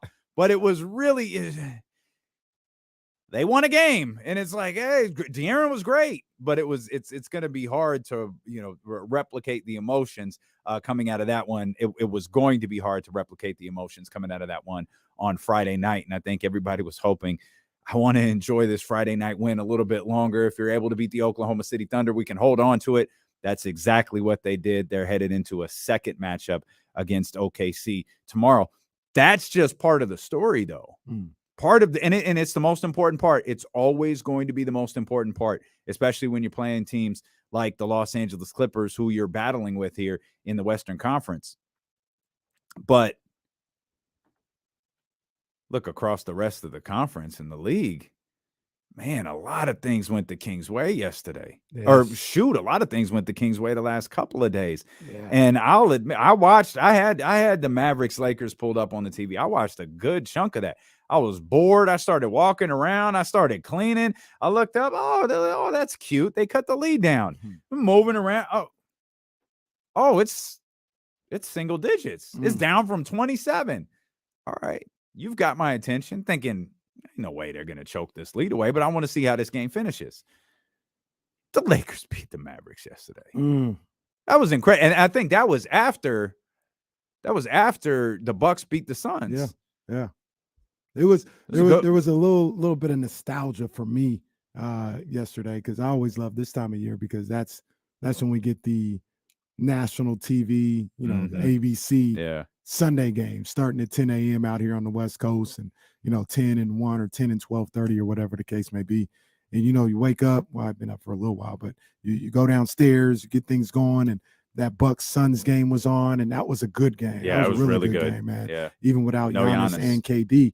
The Suns, they were playing well. Drew Holiday was balling. Drew Holiday on Devin Booker in those final seconds. Goodness. That dude is nasty. Man, that was a heck of a game, man. So seeing that, and then going into that Lakers-Mavs game, where the Mavs, I mean, the Mavs, I talked about their ceiling, and their ceiling is still their ceiling. It's not the roof. It is.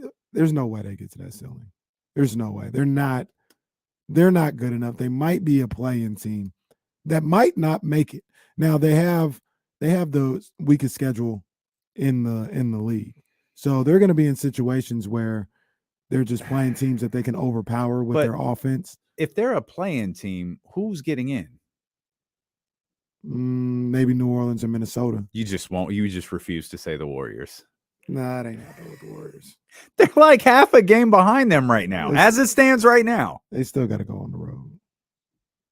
All right. They ain't happening with the Warriors. Lost Draymond too yesterday. Yeah, I saw that. So I think they'll be a play-in team. The Warriors will. And the Mavericks might hold on just off of that. Well, that's what I was going to say. Like, I mean, they might hold on. Was Utah, Minnesota? Well, maybe Minnesota. New Orleans? Maybe. Portland? No. Okay, Lake Show? No. Oklahoma City? No. That's it. Yeah. Like in those teams, like those teams, those last three teams I just named, they're not getting to the top six. They're only 2 games back. They're not not knowing like tiebreaker scenarios. Right. I don't think they're getting to the top 6. No, and once again, like we always talk about, like it's the amount of teams that you have to climb, and like the amount of things you need to go right. When you say the amount of teams, like it's the amount of scenarios that have to happen, because you could win a game. Look, you could win a game, but it could mean nothing because the 3 other teams in front of you won. Right. You could lose a game and they win one, and then that sets you back who knows how long, because you haven't been able to win at a clip. And that's the most important part of this conversation that I feel like people lost during the All-Star break. You asking teams to win at a clip in which they have not won at this year, thinking because, it's the end of the year, they can magically do it. Right. It's just not going to happen with that many teams. Like it may happen with maybe the Lakers can magically do it. They've won 3 Maybe in a row. They can get into the 6th spot. Maybe so. I wasn't going to go that far, but maybe, I guess they could. Maybe, yeah, they could. Yeah, maybe. We'll see what happens. But when you talk about the Mavs, like, not that I was like rooting for them, I hate the Mavs as much as anybody, but I can't believe you said someone said that the Lakers wanted the Sacramento Kings. I can't freaking believe that. It's your boy Windhorst. What was it, 3-1 this year? Yeah, beat them down. And the one that they got was 136, 134. A gift. Can we check to see if Tony Brothers was reffing that game? A gift. Now their argument would be no Anthony Davis and LeBron at the same time. I think he might have played. I don't think they played both of them at all at the same time. It was either Anthony Davis or just him and Westbrook or just LeBron and Westbrook. But I don't care. Kings will backhand the Lakers all day this year. All day. Here's the deal. You can talk about your little Jared Vanderbilts and your Hachimuras, and all this other stuff. The Lakers ain't keeping up with the Kings offensively. They're not going to score with them. They don't have enough good three-point shooting. They got no three-point shooters outside of Austin Reeves. D-Lo can shoot a little bit. Thank you. You too. The D-Lo can shoot a little bit. That's about it. You're not going. Well, I'm not going to say anything bad about D'Angelo Russell. I'm not even going to say nothing bad about that man. I'm not even. He can he's a great ball player. That boy can play. True man, champion. He is. He's a winner. He's a winner. He gets that shot to drop. I ain't going to say nothing bad about that, man. I don't need that mojo coming back on us. So, man, Lakers get in there. And if the Kings are still at 3, they might not be at 3. They might be at 2. Just about the only thing that didn't go the Kings' way this weekend was Memphis beating Denver in Memphis on Saturday night. That game was over early too. Yeah, I think Memphis. I didn't stick around to see what it was, but with like 2 minutes left to go in the second quarter, Denver had like 37 points. They couldn't make anything. This is bad shots left and right. Terrible. Now they made up for it yesterday night, beating the Clippers. Man, it was a great weekend in the NBA. Like a great weekend. It was a great time for the NBA to be like, okay, we're here. You get football's over. We'll take over from now. Yeah. And they had great games. Great games. Obviously, Friday, one of the greatest games of all time. Saturday night. Well, that's the thing, though. Phenomenal. Imagine if somebody had removed their head from their backside and listened to D-Lo and KC and put that Sacramento Kings, Los Angeles Clippers game. Imagine that game, the exact game that everybody was talking about, happening on ESPN instead of the Thunder and the Suns. Oh, that game was so nasty. So nasty. But you had that game on Friday. You had Sixers Celtics was a great game on Saturday. And then you had 3 of the 4. Well, I didn't watch the Warriors game. Really don't know why that was on ESPN anyway. But you had, I guess that game was close. So you had all 4 of the national TV games close. And then Dame goes for 71 in one of the games that was. Yeah. The NBA was cooking. But can I bury the Mavs one more time real quick? Oh, of course. By all means. They got no rim protection. They played no defense, and they got no rim protection. They had Luka guarding Anthony Davis on the last play of the game. Yeah, and there's a fine line between not having any defensive at all and being able to scrap together defensive possessions. That's a team that I don't think can scrap together defensive possessions. No. That's a huge difference between Dallas and Sacramento. And this was the big thing after the trade that we talked about. It's compelling to think about Kyrie and Luka from multiple aspects, whether it works, if it doesn't, is it a train wreck if it doesn't? How can they make this work? But looking around at how much they gave up to acquire Kyrie Irving and how much that alters the rest of their game is a completely different story. Did you hear or see? Get your boy.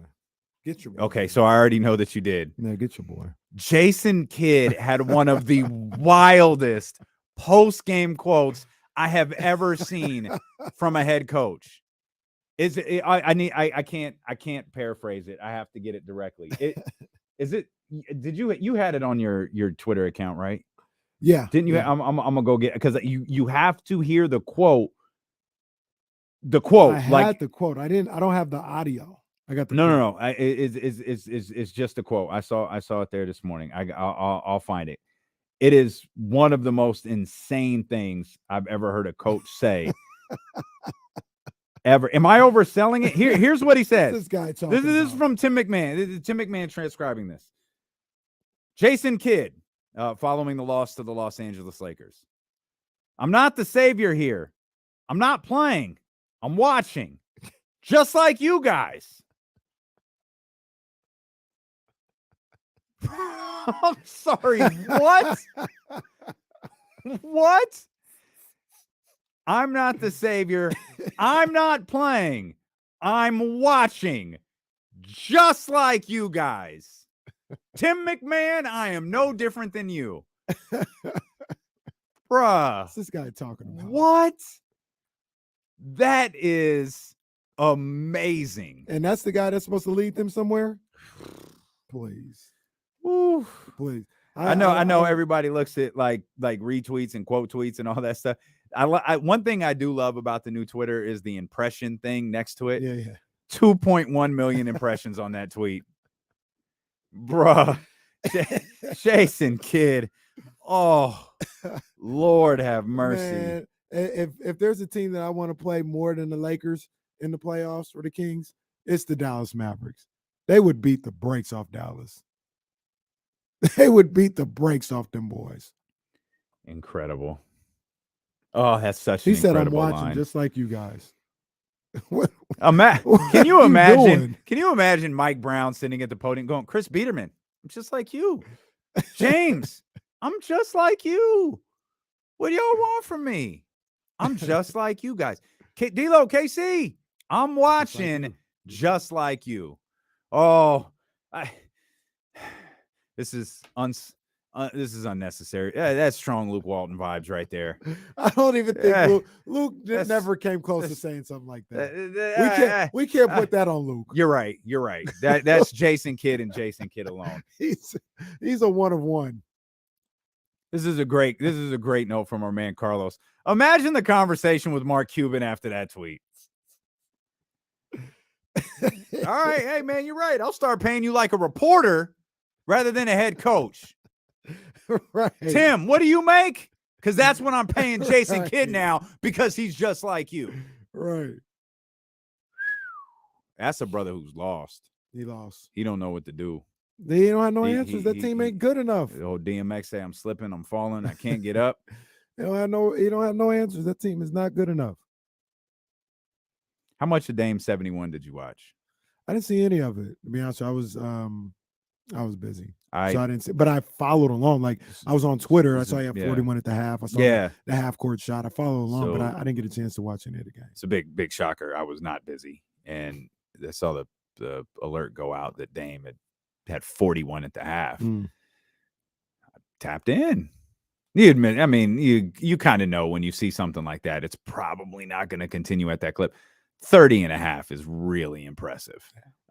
So it was fun to watch, and they were working to get him into that 70 threshold is such a exclusive tier that we've seen someone enter twice this season. The NBA is hitting different right now. These scores out there, the fact that we have 2 70-point games in a single season and not the goofy Devin Booker 70-point game. Now, not to say like, and they were chasing it. Like it was clear they wanted the 70. Yeah. He wanted a career high, and then he wanted the 70. But it's not the same the way Devin Booker went out there and got his 70. But it was fun to watch, and he honestly, the game wasn't close. He looked gassed. He was probably mentally and emotionally gassed, just trying to just give me above 70. I need to get out of this game. I could believe it, man. That's a lot of work. Yeah, that's a lot of work. I mean, you say that, man. He was efficient. Yeah, like he was efficient in his scoring. I think he was perfect at the foul line. Dame is special. Dame is one of the best we've ever seen, man. Yeah, he has the distinction, honestly, of just being around in the Steph Curry era, which kind of hurts him. Yeah, hurts him a little bit. Yeah. But I mean, if Dame would have came, 5 years earlier or 5 years later, we'd be looking at him as one of the greats, which is what he is. Well, he is. Yeah, he is. He'd stand alone. Yeah, exactly. He doesn't stand alone because of the massive shadow that Steph cast in terms of that type of player. I mean, just running Dame's all NBA. Yeah. Okay. Absolutely. Just running through the guards in my Steph head. Steph Curry all NBA. I mean, how many? There's a game total that's got to come into play here at some point, right? Missed a lot of games. I don't know the exact number of games that shouldn't he be reevaluated here any second? Yeah, probably sometime in the next day or two, or today, or I don't know. Shout out to Bonte, by the way. I saw Bonte in a headlock by Hobbs. Yeah. Bonte always looking clean, man. Yeah, Bonte always looking sharp. He's played 38 games this year. Come on, man. That's tough. It's tough to give an All-NBA nod. Again, Steph Curry's an All-NBA. Steph Curry is a Hall of Famer. Steph Curry is a one of one. That doesn't mean he's an All-NBA player this year. And look, even when he plays this year, that's right. Yeah. I mean, up there in the MVP the way he performed. He's 29.4 points per game. Yeah. 49% from the field, 42% from three. Come on. Jesus Christ. This dude's mighty. nuts. And then 92% from the free throw line. When he plays, but there's got to be a threshold to games. That he's gonna play 50 games this year. Like, that's not enough. It's not enough. You missed 32 games, and your team, once again, that's tough. You know, your team is scratching and clawing. Let me ask you this though, because I heard this question. Obviously, I heard this question because this is all everybody ever wants to talk about. Oh, is the Warriors and the Lakers? Of course. Who do you trust more to end the season? The Warriors. Really? Yeah. Losing on the road and all, I trust the Warriors more than the Lakers. I do trust the Lakers more. I think the Lakers are a better team than the Warriors. I actually agree with that. I do. I think they are, but I also think the Warriors are better coached. Can I cheat a little bit? Sure. Give me Steph in a week. Can you give me Steph in a week? And then I'll tell you, like, I trust the Warriors more. If it starts becoming 2 weeks, if it starts stretching out into like the middle of March, then like, no, like I can't. And there's some weird conversations that have to, like, the Bob Myers stuff is obviously a big question. Like, are they trading Jordan Poole? Like, what is this team doing moving forward? Jordan Poole was supposed to, this was supposed to be Jordan Poole's moment. Right. I think the Lakers are a better team. I don't trust them yet. Fair enough. To make the run. I understand the Warriors aren't very good. I understand the Warriors record is, it just seems like one of one. Like, I don't know that there's ever been a playoff team with a record like that. It just seems like the Warriors it's just one of those years. I mean, they can't keep people but healthy. They're still right there. So if it comes down to the final week or two of the season, if we change the question, we go to the final 2 weeks of the season, Steph's healthy, or, you know, however healthy he can be. Who do you trust then? Is it still the Lakers? Yeah, because I just think they're the better team. I mean, you got Wiggins. Who knows what's going on with that situation? Yeah. That's kind of crazy. Yeah. And then you got a guy like Jordan Poole, who, you know, I like Jordan Poole, but he's erratic. You know, who knows what's going to happen with him? Klay Thompson. Klay is an interesting dude. Klay, interesting dude. He is. Man. Like, some of the things I see from Klay. He's got to go, right? Well, Draymond, you're saving money there. Klay's got to go. There, like, I like Klay. Are we sure Draymond's not opting in? Like, are we 100% sure Draymond's not opting in? Does he have that option? Isn't it? I think it's I looked over like Jesse was there. I think he has an opt. It's because the belief is he's going to opt out and sign a lengthier contract somewhere. I thought it was. I could be wrong. The reason why I say that, because there's no way he would opt out if it was up to him, because it wasn't going to happen. It wasn't going to happen for him, but maybe it is. But I said, I'd say, Klay, did you see the, I think it was our guy, Marcus Thompson. He tweeted out in the game on Friday, Jordan Poole went to go shoot a technical free throw. Yeah, bro, he's got a player option. Yeah, he'd be a fool not to. For 27.5. He would be a fool to opt out of that.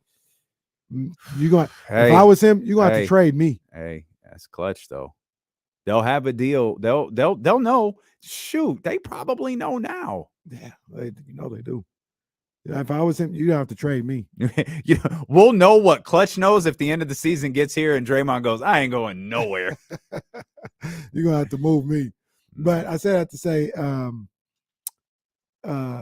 there was a technical foul, and Jordan Poole stepped up to the line to shoot it, and Clay stepped up to the line and told him get to the back of the bus. I'm like, I don't know, man. Clay, he just seemed like an interesting cat. Like he's clearly not a bad teammate or anything. He's a really good teammate, but Clay seems about Clay, man. He seems about, man, let me get buckets. That seems to be like the thing that matters the most. Let me get back to getting buckets and shooting, and that seems to be all that matters to him. His vibe is charming when they win. Is it just weird when they lose? That sounds about right. Like, it's the stuff, like, I feel like the Warriors have a couple of guys where, and this, you were talking about culture and Sacramento Kings earlier. I feel like the Warriors have a couple of guys who you kind of put up with stuff from them when you're winning. Mm-hmm. But when you're not, it's just, it doesn't work. Like it's not cute. It's not charming. It's annoying. It's frustrating. And Klay Thompson strikes me as one of those guys. They put it 100% accuracy. The way I look at Klay. Once again, doesn't mean he's a bad guy. It's just it's just like everybody's personality. He's I don't know what, like, quirky. He's just a different dude. Like, he always has been. Right. But he was different when he was scoring 37 and a quarter. And they were winning championships. He was the same exact dude then. He hasn't changed. It just looks different now. It looks different because they're not winning. His personality is exactly the same, and his skills are declining. So something has to stand out. And before, the winning, the play stood out over his personality. Now the play's diminished. The team's not where they should be. So his personality is what's standing above everything else. And when you rank him like that, it's like, oh, and let's do it again. And it's not right. And it's not to his benefit that he's got one of the best teammates of all time around him. Like, I looked at what happened in that technical situation. I don't think Steph would have done that. Now, Steph might have talked to him in a huddle or in the locker room. Like, hey, young fella, don't do that. Don't do that no more. You know the vibes. Don't do that. But Steph wouldn't have done that. And that was a little off-putting. I don't know. One more Warriors related question, and we can get back to the Kings, get back to the phone lines, do all of that stuff. Would Jordan Poole be better somewhere else? At this point, yeah. Given, like, do you still believe in Jordan Poole as a player? I do. Given he has certain limitations, but I think he's a really good ball player. I think a lot of what we're seeing right now is because of that nonsense that happened with Draymond Green. 100%. I don't think you can get over something like that.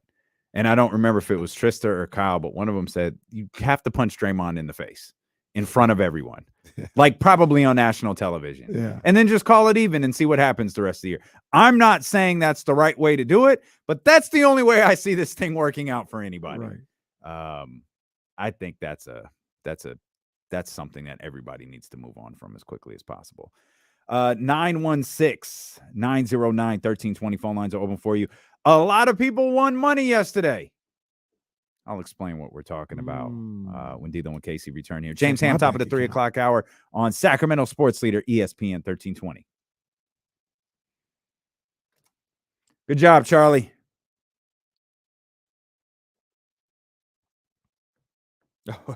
Shout out to Jesse. He's listening. He was the one who said that.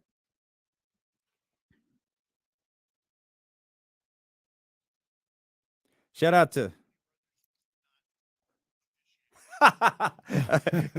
good looking out, Charlie. And shout out to Kimmy. She has been waiting for our show since Friday at about 11 o'clock. And she's watching with the this puppy looks just like Smoothie, man. Oh man. But she's got us on the TV.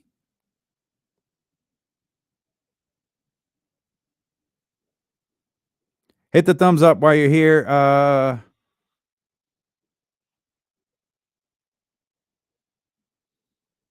Hit the thumbs up while you're here. Hit the subscribe buttons if you're not a subscriber yet.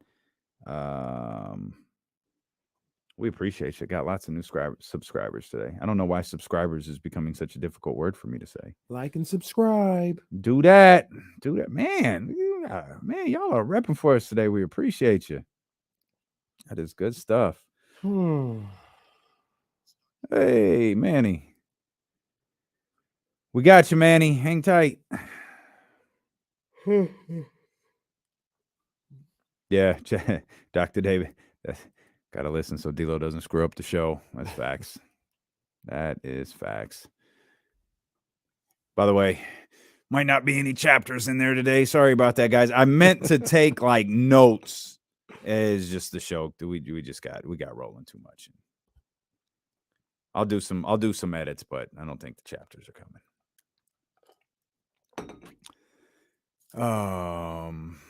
Hey, that's a good point, Dr. David. Even with all this King stuff, Brett Favre should still be in prison. That's a good call right there. Never forget.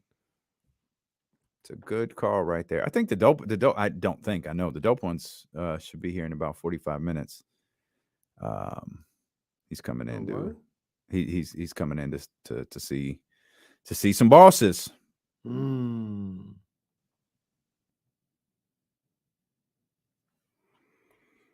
Oh, Emma, sweet girl. Look at this dog. Look at that puppy right there. Come on, man. Oh.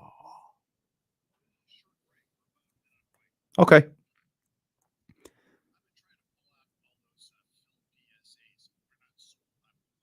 Hey, here we go.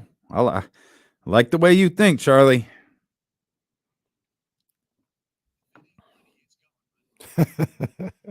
Oh.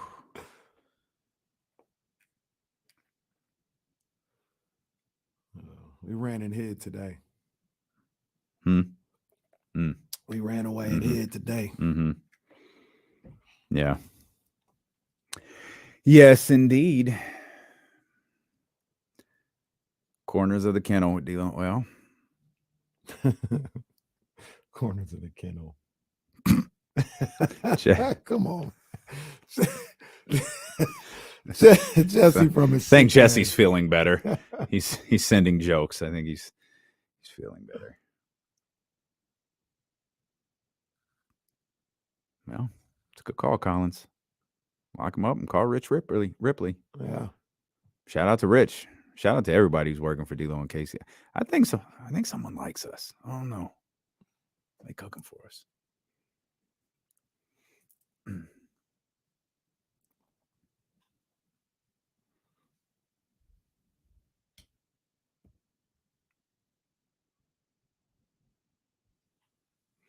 Man, shout out to our guy, Charlie, employee of the month, Charlie, who's in here working for us, holding things down. For Charlie again, man. Why? Yeah, absolutely. We'll let them fly while Jesse's at home not feeling well. But of course, like a true radio person, Jesse can't truly separate from the show. So he's watching, making sure we're on there, making sure everything is still functioning without him here. And he reminded me it was actually him that said, Jordan Poole needs to punch Draymond in the face in front of everybody. And that's the only way that this can level out. Yeah. I'm happy to relay this message to Jordan. Man, ankle soreness can work wonders. I'm telling you, bro. That ankle soreness is crazy. Ankle soreness can work wonders. Maybe that's what SGA's doing right now. You don't like what's going on. Ankle hurts. Yeah, but he missed the trade deadline. Like, bro, maybe he needs to be schooled on the timing of things. like, hey, buddy, your ankle's got to get sore before the trade deadline. Yeah, I saw something that was pretty stupid. Get a touch on one SGA thing. Yeah. The growth that this team has shown this year has got to be a positive for him. Because we worried, like, so what are you going to do? Just suck for another year? And like, how is SGA going to take that?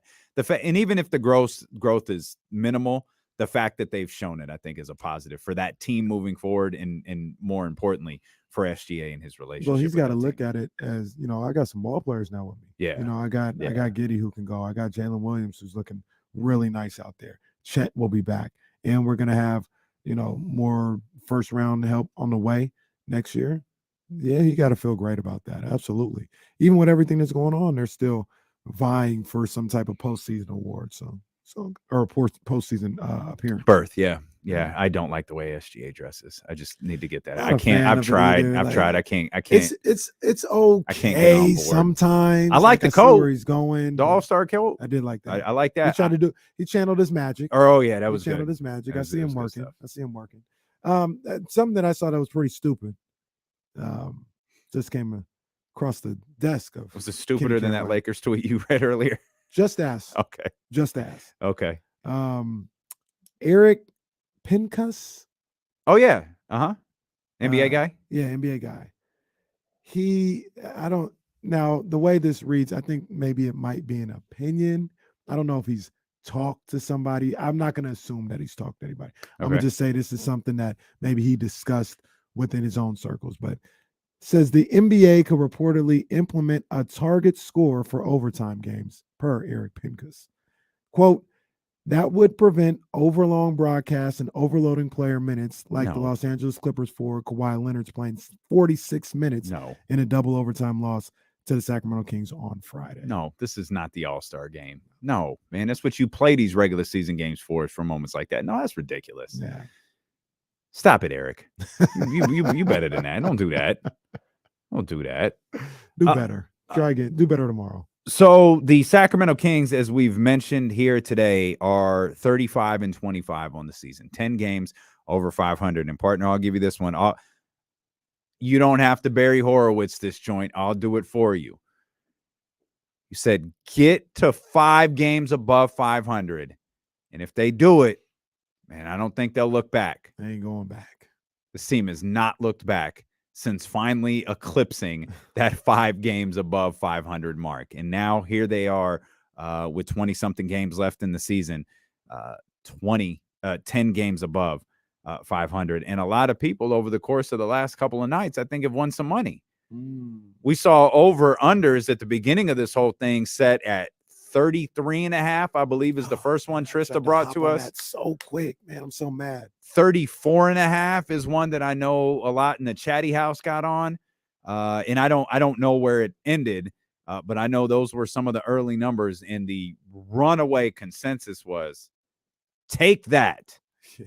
And if that is your bag, hopefully a lot of you did. As a matter of fact, if that's your bag, I know a lot of you did, because it reflected in some mentions and some DMs over the weekend. So that 35 wins for the Sacramento Kings made some people some money. I'm so upset. I'm so upset. Tyler, there, right 34.5. Like everybody was getting paid. Oh, Umar needs one more. He was at 35.5. now. Good luck, Umar. Good luck. We're not going to put the cart before the horse. But damn cart. I remember. See, I guess it was just a rumor or something like that. But in July, when I was in Vegas, they had the over-under. It was like 32.5. Yeah, Nick got it. Yeah, and I was like, went to the MGM Grand. So where are the NBA futures? Mm-hmm. Where they at? I got a mortgage payment to put on this one. And I went on the little sheets. And not those regular people mortgages either. That Kenny Caraway mortgages. Those payments hit different. Don't listen to this guy. And I said, man, where's it at? And all they had was the future NBA championship thing officially on the book. I should have put some money on that. So because they didn't have that, I had to settle, and this is just frustrating. I had to settle for 49ers Super Bowl odds, which almost hit if Brock Purdy would have. What was the payoff for that? It's like $1,000. I put 100 to win 1,000. Oh, okay. Yeah. Oh, speaking of bets, I guess, are you going to talk about Jake Paul and the 13th round? I am, man. I wasn't going to, but part of me wants to stick around. I'm curious. I got to talk about Jake Paul, man. And curious. It may all be over. Well, as soon as I saw that he lost, I was like, I need to see what Bomani Jones is tweeting about. And he was talking. Because Bomani Jones asked the question, what if you lose? And dude wouldn't answer it. He got like defensive and upset. And so I don't even know you. It was like, wait a minute. That's a really good question. What happens to this whole thing if you lose? Bomani said, I've interviewed more high profile people than you, sir. You're not the highest name that I've ever interviewed. So yeah, we're gonna talk about Jake. I guess we're gonna find out. But yeah, man, I wish I would have got.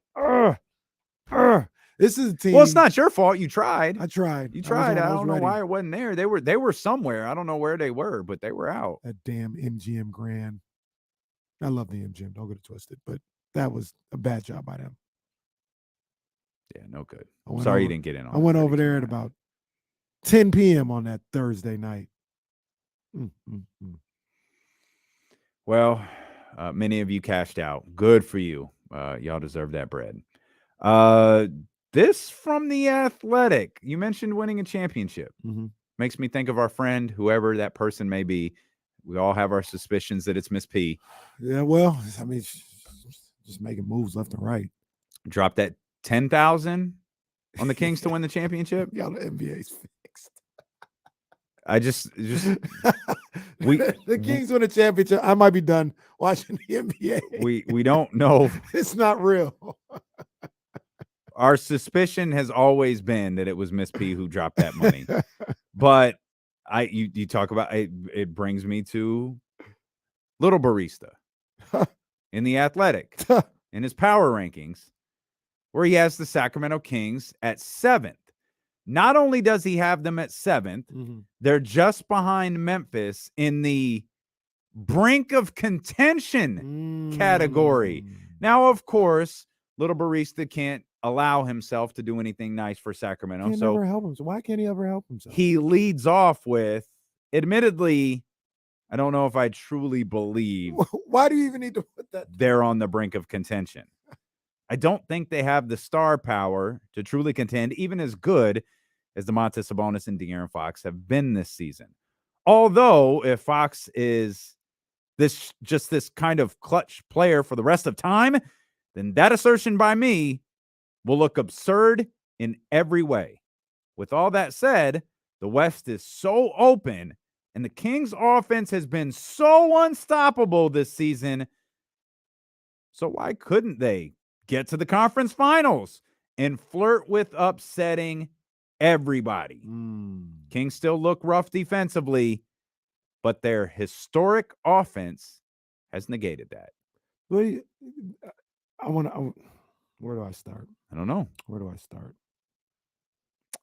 Almond milk mocha, white chocolate cappuccino, whatever. White chocolate. It's all white chocolate mocha. A tall white chocolate Extra mocha. pump of white chocolate. I hate when you say that. I mean, what's the point? It just sounds weird. You have to understand when you say extra pump of white chocolate, it sounds weird. Well, I mean, yeah. Remember who you're talking to, pal. Let me start here. And I'm glad that he said it, because I was thinking about this on Friday. When the 49ers, the Kings, up their record to 1-0 when they score 175 or more points. Yeah. So if they can get to 175, you ain't beating them. Yeah, it's what we always said. If you just outscore their opponent. And the stat came out later, but we're looking at, we need to recognize and respect that we're looking at one of the great offenses in the last few years in this era of NBA basketball. And what's the stat that was going around following that juggernaut on Friday? The Kings have the highest net rating this season in the history of the NBA. Is it net rating or offensive rating? Might be offensive rating. It's definitely offensive rating. I don't know. Like I told you, I know. I got you. It's all right. I got you. But in the history of the NBA. Now I did a little research. I think that changes every year because the way the game plays and all that other stuff. Sure. But still, it's the best the NBA's ever seen. Right. And this offense. We are the greatest of all time, is how I'm hearing this whole thing. I read the tweet and I was like, we are the greatest offense of all time. Like, there's no, what are we talking about? This offense is one of them ones. It is the greatest show on court. It is 7 seconds or less. Like, this offense, who knows if it lasts as long as those were over the course of a couple of seasons. But this offense is unstoppable. Yeah. It's unstoppable. You can't stop them for a consistent basis. Mm-hmm. And it needs to be respect. Like when we talk, and we're gonna talk to James Hammond, it can't be, Well, yeah, this offense is, good. Oh, yeah. You can't do that in the playoffs. We ain't having it with Final James Ham 25 today. games. No, we're talking about one of the great offenses in recent memory. Yeah, we ain't having it with James Ham today. I'm going to take James Ham out of the stream the second he even sniffs something negative. James is going to turn up with the rest of us today. And as James would say, them's are the rules. James is going to turn up with the rest of us. We ain't having this. Yeah, but no, James. Ain't no yeah, but. James is getting on board. One of the great offenses in recent memory. They got it like that. So, yeah, I'm glad Lil Barista is trying to get on board.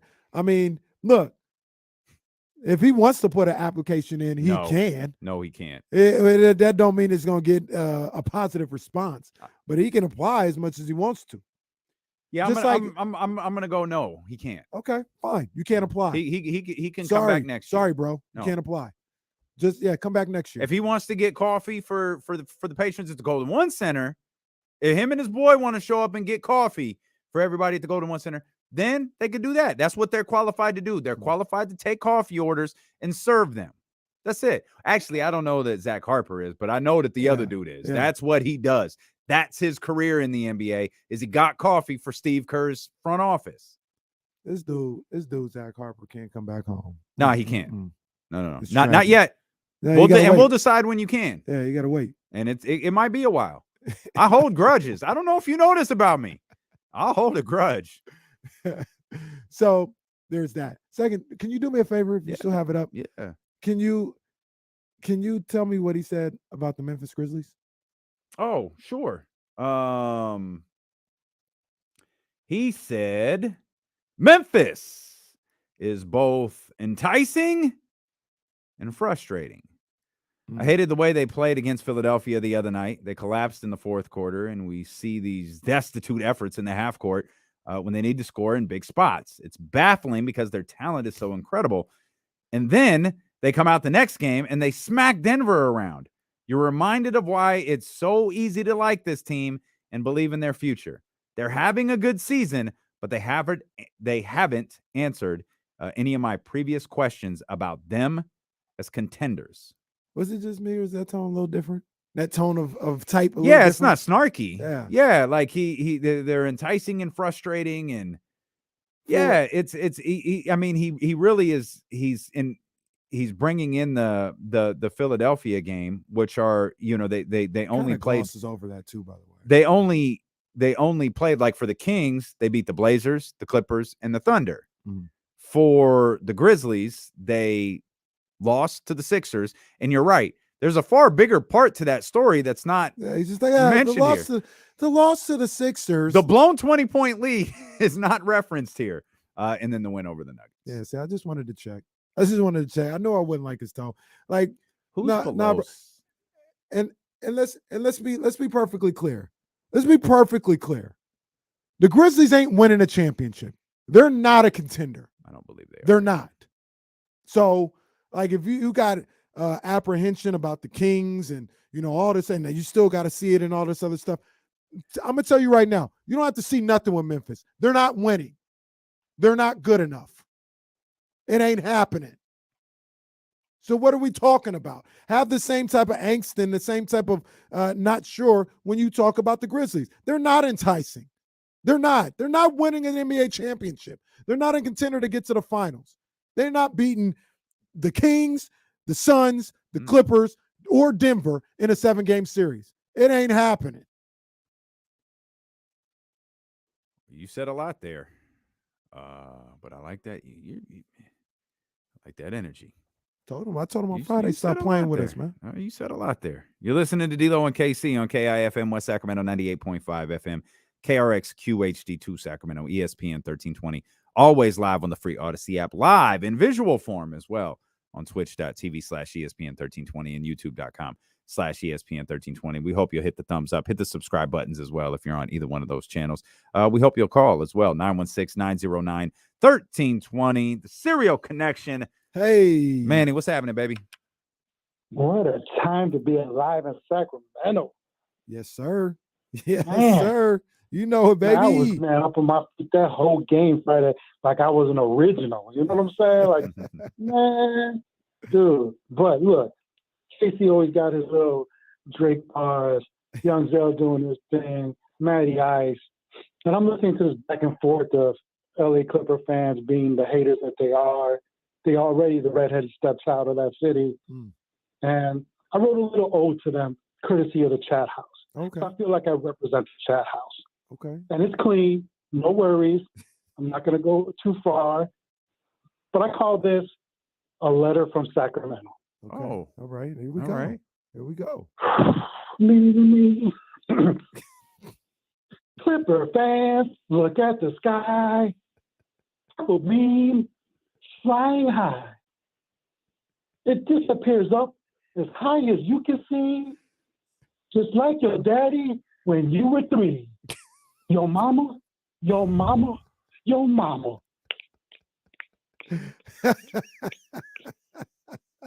Thank you. Okay. Thank you, Manny. We have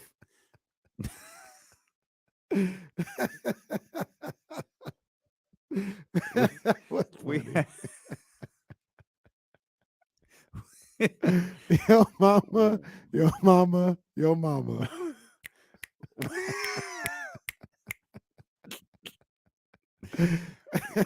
we have the most unique collection of people who support this program.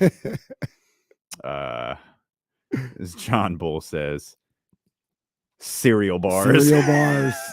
You called for it. You called for it. You said, where y'all at? Yeah, we wanted one more, and Manny brought it to us.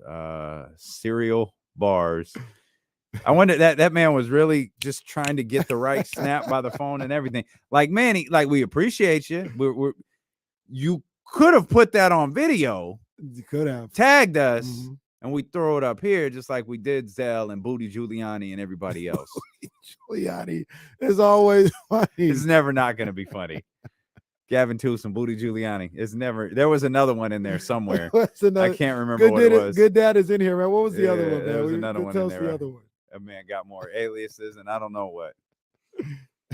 And the great thing is that was very on brand for Manny. Yes. And okay, my bad, MP. You're right. For Manny.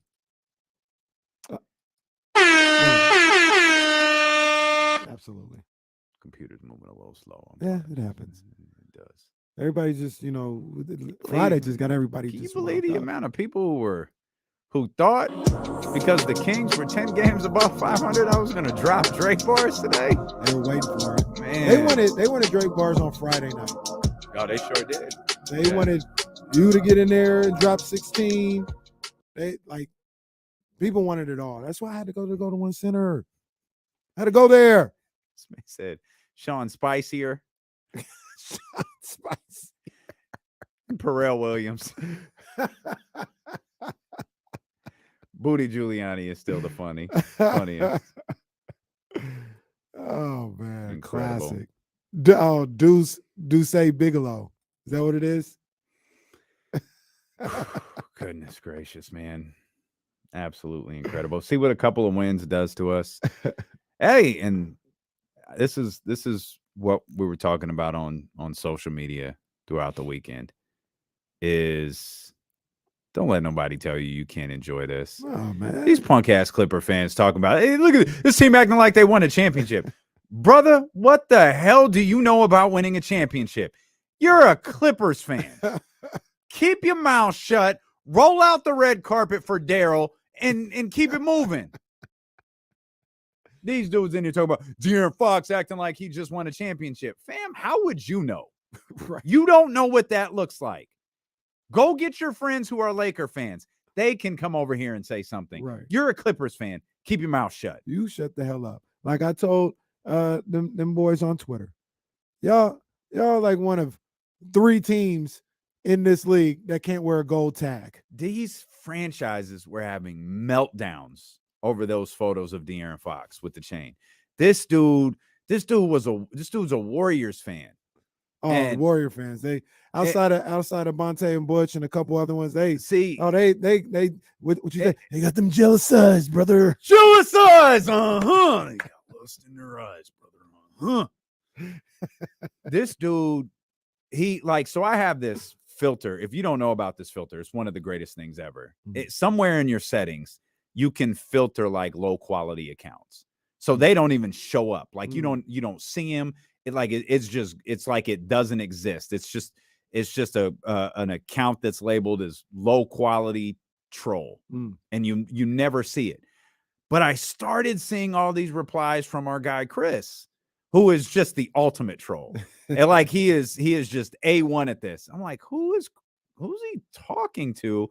And why does this person appear to keep falling for it? So I go to the thread, and once you go to the thread, you're able to like track it down. I can see who he replies to. This Warriors fan was losing his stuff over De'Aaron Fox's photo with the chain. Like he's calling me the B word and De'Aaron Fox the B word, and Sacramento is this and it's that. And I'm like, bro, who broke you? Like one win, like a little bit of attention has triggered these fan bases. The Laker fan base, the Clipper fan base, the Warriors fan base. Like, yo, y'all got to relax. It's so upset because we out here and having a good old time. It wasn't until take today. My joy, devil. See now we're gonna talk. We're gonna talk this talk. You know what I mean? But at the time, all we was doing was enjoying ourselves, and just having a good time, enjoying the King season. We're winning. We're having a good time. Why does that bother them so much? Why does that bother them? Look, Clipper fan, we've been on here on this radio show talking about how much we think that was the funny part. Like that's like, bruh. Come on, man. But that's not what Twitter is. They don't want us to be great. So Twitter is he probably ain't even in LA. He probably in Bakersfield. Valencia. Maybe that. Whichever's worse. Palmdale. That's probably where he's at. Whatever's worse Palmdale. Is where he is. Wow. But like you said, it can steal our joy. And now people talking about they want to play the Kings. Oh, bring it on. I love that. Oh, I can't believe you. Do you still have that tweet? Do you don't have that still pulled up? I got it somewhere. Give me 7 seconds. Sorry, it's a little more than 7 because I went all the way down to the Jason Kidd tweet. Oh goodness, goodness gracious! But I got it here. The reason that Darvin Ham and the Lakers are talking about the 6th seed is because they are targeting the Sacramento Kings. The Lakers want to play them in the first round, an inexperienced team per Brian Windhorst. Do that. I'm begging you. Please do that. I also love the acknowledgement that Sacramento's staying at 3. Like let's point that out as well. The acknowledgement that Sacramento's staying at 3. I love that. You know what? I might just be full on. Okay, Lake Show. I might root for them the rest of the way. Let's see that. Give me that. I would love that. Give me all of that. Phone lines remain open for you, 916-909-1320. You want to talk about the Kings or anything else. There is some other NBA news that we could touch on. As a lot of people, I'm sure, read this morning, the NBA and the NBA Players Association are getting closer to a new collective bargaining agreement. What that might mean for Sacramento, because I wasn't sure. I mean, there had been talk. I wasn't sure it would mean anything until I read Sham's article today, and it was like, maybe it does. And we'll explain when D'Lo and Casey return here on Sacramento Sports Leader, ESPN 1320. Oh, yeah. Thinking. Got lost for Elizabeth. That's a classic. It really is a classic. Hold on, man. Let me get this off here. Let's go. Huh. Never seen that one. It's okay. Where's it at? Hold tight, y'all. There we go. Let's get the bang, bang. 13th round with your main man, Kenny Caraway. Shout out to my people over at Meister Watches. Big ups to my main man, the dope ones, doing what he does. Shout out to my people over at Jordan Brandon, as always. Shout out to Cola Seamoss. You know the vibes, man. Always showing love for what I do over here at the 13th round. Cola Seamoss. Go get some of that. I'm telling you right now. Well. Jake Paul took a loss yesterday against Tommy Fury, the half-brother of Tyson Fury. I figured out it was a half-brother, at least what I was told. Because he don't even look like his dad or Tyson. How is he the brother? But I guess it's the half-brother. But that's neither here nor there.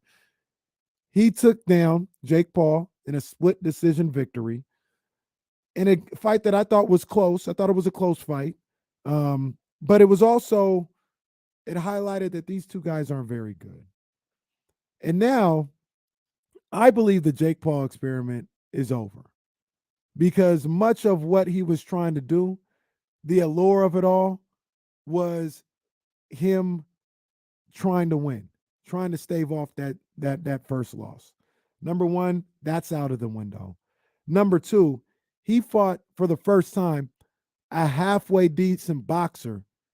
And Jake, he didn't look terrible, but it's clear he's not a professional boxer. It's clear. Like, he fought a halfway decent boxer. And I wouldn't even say he's halfway decent. Tommy Fury ain't no good. But he's like a professional guy. He's trained for a lot of his years in the sport at being a good boxer, a good professional boxer. And Jake went up against that low level of competition, and he looked like a YouTuber. So what are we doing here? If he can't fight old MMA guys, if he can't fight old other YouTubers, then what are we doing?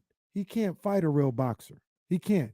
If he fought somebody that was halfway decent yesterday, he would have got knocked out.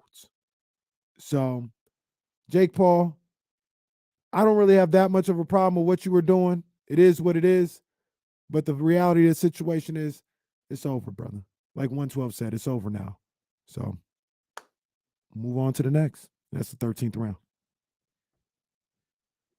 It's over for Jake Paul. It's over, man. Oops, that's the wrong mouse. Gotta go through this. We don't even talk, girl. We don't even kiss. I never would have thought we'd be breaking up like this, but it's over now. What y'all know about that, man? Y'all don't know about that 112. Coach Molly know about that 112. Who is that in Coach Molly's? Is that Coach Molly? That's fire if it is. Yo, they're hella funny. They're out there. Oh, it's lit. I found like two. I saw like two red wrappers. I was like, let me get those from my boy real quick. Looking.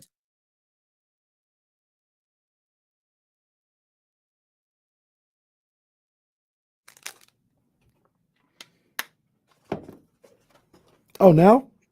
Oh, I didn't know now. We're back on here. Oh, my bad. That's me. ESPN 1320, D-Lo and KC. You know the vibes. That's We're my back bad. on here. It's a Monday. We still got Friday vibes, though. Oh, and I mean that in a positive way we got after strong what Friday we vibes. saw on Friday night. I never heard the story about what you saw. Where were you at? How did you take the game in? I was at the house. Charlie, is your mic on? Charlie. Charlie, I think your mic's on. Charlie. Yep. Okay. Shout out to our guy Jonathan, who noticed something's awry in there. There we go. I think Charlie knew he was trying to figure it out, and whatever happened wasn't happening. Jonathan run from. There you go. That's all right. We in here. Oh man, Friday. No, I was just at the house. I wasn't out. You know better. Well, I know you wasn't out. Yeah, I wasn't. I mean, what was your experience watching that game? Did you the two great things that happened was I sat down, did some work for YouTube, our YouTube channel. It's about 6:45. I closed the computer. This is exactly how it happened. At least in my head, this is how it happened. 6:45. Everything was done on YouTube for the day. Closed the computer. Fell straight asleep. Like straight asleep. Because we talked about what a long, like Thursday, Friday. I don't think any of us got any sleep that night. Yeah. Eyes opened and immediately had that because the TV wasn't on. So I immediately had that grabbed the phone. It was 7:30 on the dot. Pulled the game. So I kind of just imagine if it was 11:30 and you would. Oh my God! If it was 11 and what the game end like 11 something? Yeah, somewhere around there. Yeah. Oh, that would have been bad. That would have been bad. Like, wait, what? What's happening? So I mean, at that point, I was like, all right, I got that out of the way. Like, I'm good. And then the when the 12-0 run happened, the Clippers run happened. I got kind of deflated because I had felt like I think the Kings are going to get this, and I'm starting to think like, yo, do I hit Kenny? Do we try if the Kings get this, and it's obviously a close game? Do we try to do something? And then the 12-0 run happens, and I'm like, all right. So I start moving around the house a little bit, and I come back, and they're starting to. I got back just in time for Malik's step-in three. And then, if I remember correctly, he steps in, hits the three. I think they called timeout. Yeah, they did. The Clippers, I think, scored on the next possession. The Kings didn't score, and then I think the Clippers scored again. So it was like, because that was the moment where I was like, I think, okay, here we go. We got something cooking again. Yeah. And then from there, I was just like surviving. And then they start, okay, they got another stop. Oh, they got another stop. And it's kind of one like you were describing earlier, where you go from like sitting up to sitting on the edge of the couch to kind of like you're watching the game standing up. Yeah. And then when it went to overtime, like I popped for Malik's three. Malik's three was really, I felt like I was pretty reserved for everything, but I popped up for Malik's three. And then it was like, okay, well, I'm not doing anything after this game is over now that we're going to overtime. So we'll just see how this plays out. And then it was impossible to not be like amped after that. And then the phone starts buzzing and you're getting text, and like Kamara was texting me like from the hotel. Yeah, there was a lot. There was a lot happening. That game on Friday, I mean, there's somebody in the chat that says, Matt Moore says, or no, not this one. Where was it at? Oh, I lost it. But they said somebody was in the comments saying, oh, here's Joey Green. Said, I read a comment. Someone turned it off when they were down 14. Oh.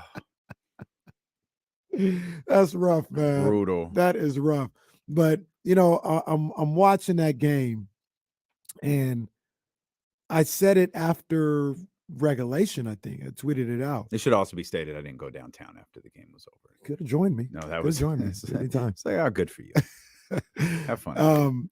I said it after regulation, and I said, yo, I need you guys to know, anybody that's thinking any differently, it's 153 at the end of regulation. Don't think that this was something where no defense was played. That was not what we saw on Friday. Yeah. We saw these guys hooping. These guys were balling. Kawhi Leonard in that third quarter. I was giving an education to Reese, because he was in there watching the game. I said, you've got to double him.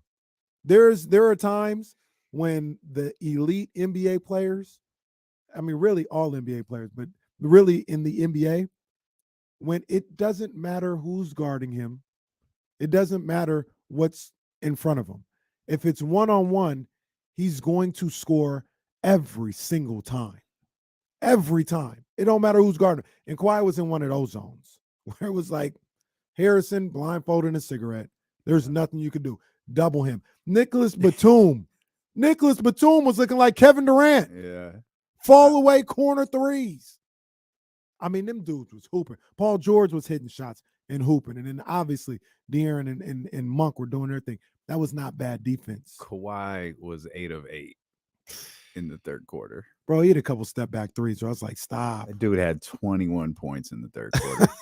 Can I point out, like, I know you're talking about, I get the overarching point of what you're talking about. Yeah. There were 80 points scored in the first quarter. It was 40-40 in the first quarter. Man, that was the energy. Look, here's another thing. I did the quick math. The Kings in the second half and overtime times 100 points. Well, did you do the math between the two games on Friday and Sunday? No. It's 300 points. Kings scored 300 points in their last two games. These dudes is crazy, man. But no, Friday was unbelievable. It was unbelievable to watch that. And it got to the point where, it was one of those things, like, I'm a basketball fan, man. I was like, I definitely want the Kings to pull this out. I want them to win. But I think it was late in the fourth quarter, but when the Kings started coming back, but definitely in that first overtime, I was like, yo, we're witnessing something. This is one of the great basketball games you guys will ever see. I think Trista said this was the greatest regular season game she's ever seen in her life. Yeah. And I was trying to think about that. I know there was a list of different things. Our guy, Bobby Giro, was tweeted out. He was talking to his dad, the great G-Man, about some of the great regular season games in Kings history. I think none of them are on the level. And he had some great ones. He had the Chicago comeback, Bird missing 2 free throws that Arco won. There was a couple of just great games. But I think this is the best one I've seen. And when you think about like NBA games, I'm sure I've seen really great regular season NBA games. I know that. The only one that comes to mind when I'm first thinking about this is the Warriors Thunder game where Steph Curry hits the 3 from half court basically to win it. That's the only regular season game that comes to my mind that might have been just as good, if not better, than what we saw on Friday. That was a historic game on Friday. Shout out to Allison. Allison says, this is amazing. Said the Kings scored 300 points in the last 2 games. Allison says, well, Clippers also scored 300 points in the last 2 games, and they lost both. Damn. That is incredible. Absolutely incredible. Goodness gracious. That Lakers want to play the Kings thing is starting to make the rounds as we're getting sent to baby. Rip 'em. Rich Ripley just sent us the tweet. The Lakers want to play the Kings in the first round. An inexperienced team. Can we just point something out? Lakers, get your ass there first. Like, y'all are in like 14th place. Like, talk to me. 12.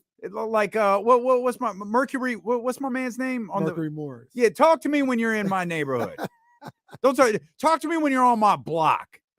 This dude's getting gassed over a win against the sorry Mavericks. Y'all ain't even here right now, man. Knock it off.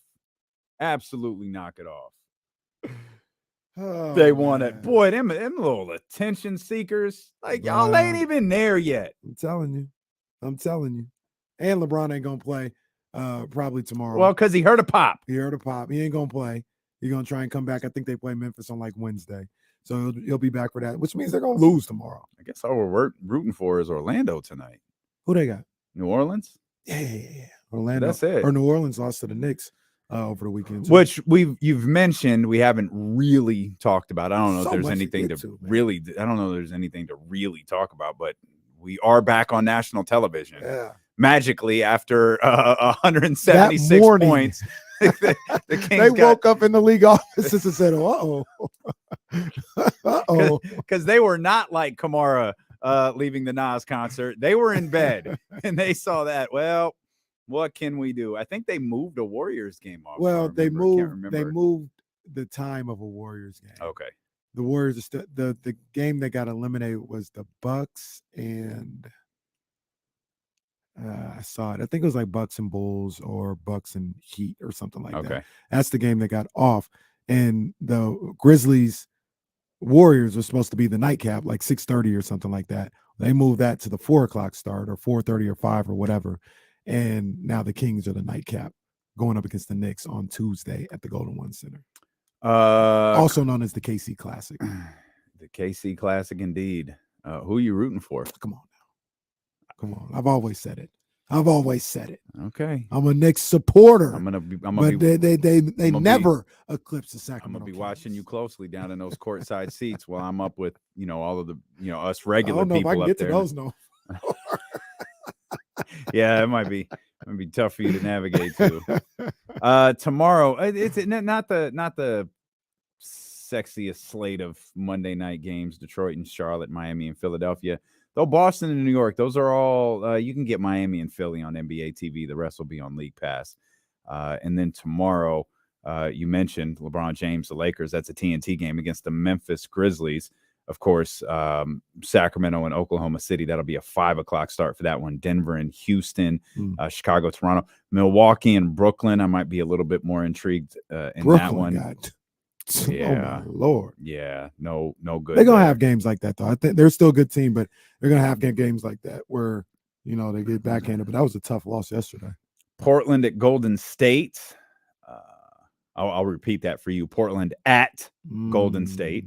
And Minnesota and Los Angeles, the Clippers, excuse me, the Timberwolves and the Clippers also tomorrow night. That's Clippers got to be, they're looking for something. I'm going to point this out because someone's going to try to tell you otherwise. One, James Ham topped the 3:00 hour. Two, Russell Westbrook is playing very well with the Los Angeles Clippers. He played well on Friday. He played great Friday, fouled out. I thought he played well yesterday. I didn't see much. He didn't even play they didn't play him late. By the time I sat down and got a chance to watch that game, he was on the bench being a good teammate, rooting him on. Yeah, being a good teammate, rooting him on. Ty Lue, you're my guy. What are you doing? Ty Lue. What are you doing? Hey, Ty Lue, to go back to Friday, when they had that sequence of a Fox Steele, Keegan Steele, offensive foul, Ty Lue had that stupid look on his face. They did a zoom in shot on him, and he had that stupid look on his face. Oh man, Ty Lue. Ty Lue is a great meme. He's a great meme. Oh man, there were great pictures from that. I wanted to stay up and work. I wound all those graphics I posted the next day. I worked on a lot of those the night before. Yeah. But there are so many great pictures from that game. I mentioned the Malik Monk one, the one that you've probably seen 100 times. You almost certainly saw it because SportsCenter retweeted it today. In front of the beam was the De'Aaron Fox picture, where he's letting out the. That was after that alley-oop. Oh my gosh, that alley-oop was nasty. I just love De'Aaron did a windmill dunk yesterday. This dude was on a dunk strike. For a year, and now he's out there doing windmills. He's doing windmills. He's yelling. We're talking about, can De'Aaron Fox be vocal? Now he's yelling, and he's getting the DPOG chain. And so let me ask you the one question. The other one I forgot. I got to remember it. But the not often talked about Sunday game against Thunder. It got a little dicey for a quick second. Did you ever think they were going to lose that game? I didn't. No, I didn't think they were going to lose. I was confident enough I thought they were playing well enough to win. I think sometimes they play bad, and those are the games I get worried about. Overall, I thought they were playing well enough, but as Mike will tell you, they had a 40-point quarter, and because Mike was quick to point that out, and they turned the ball over too many times. Yeah, turned the ball over 20 times. Yeah. They and the way Fox was playing gave me a lot of confidence too. They absolutely hit all our markers, 18 threes, 32 assists. Did they hit our markers on Friday? No, it's a trick question. How many? I didn't even look at that. How many threes did they hit in that game? They only had 18.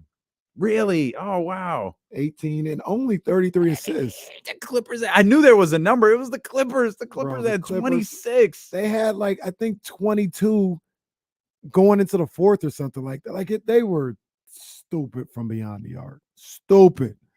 33 assists to 39 assists. Clippers having 39. Oh man, that is just amazing. Yeah. That game was insane.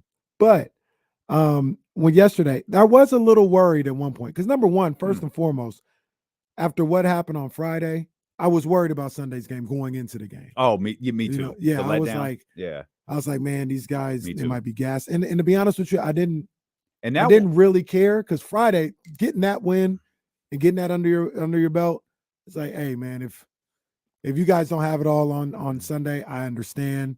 It's whatever. But then they came out, guns a-blazing. And the one at G1C was a fight. Yeah. When these two teams played at G1C, absolutely. was a fight. So I was worried going into it. Then they start playing. And I was like, okay, they might have this. I start looking at who's on the court and the way I was like, I don't think Oklahoma City can keep up.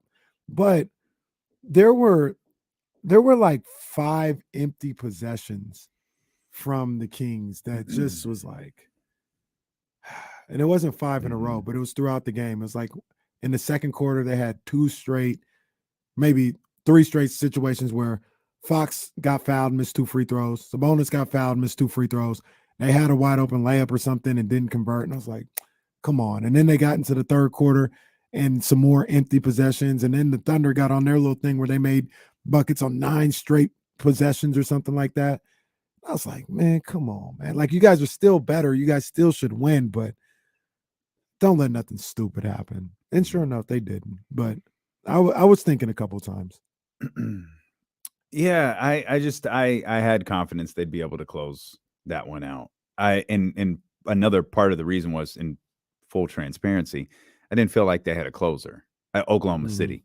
I didn't feel like they had a closer with Shai Gilgeous-Alexander. If the game plays out exactly the same and we get to those moments where it's tense, then I might feel a little bit different. I just didn't feel like they had that go-to guy last night. And Drapes and them, they did a great job. They had me scared to death of Isaiah Joe. They were like, oh, Isaiah Joe. Oh, it's like, damn, is this guy going to average 40 on us? He is having a solid season. He's one of the best three-point shooters in the league for sure.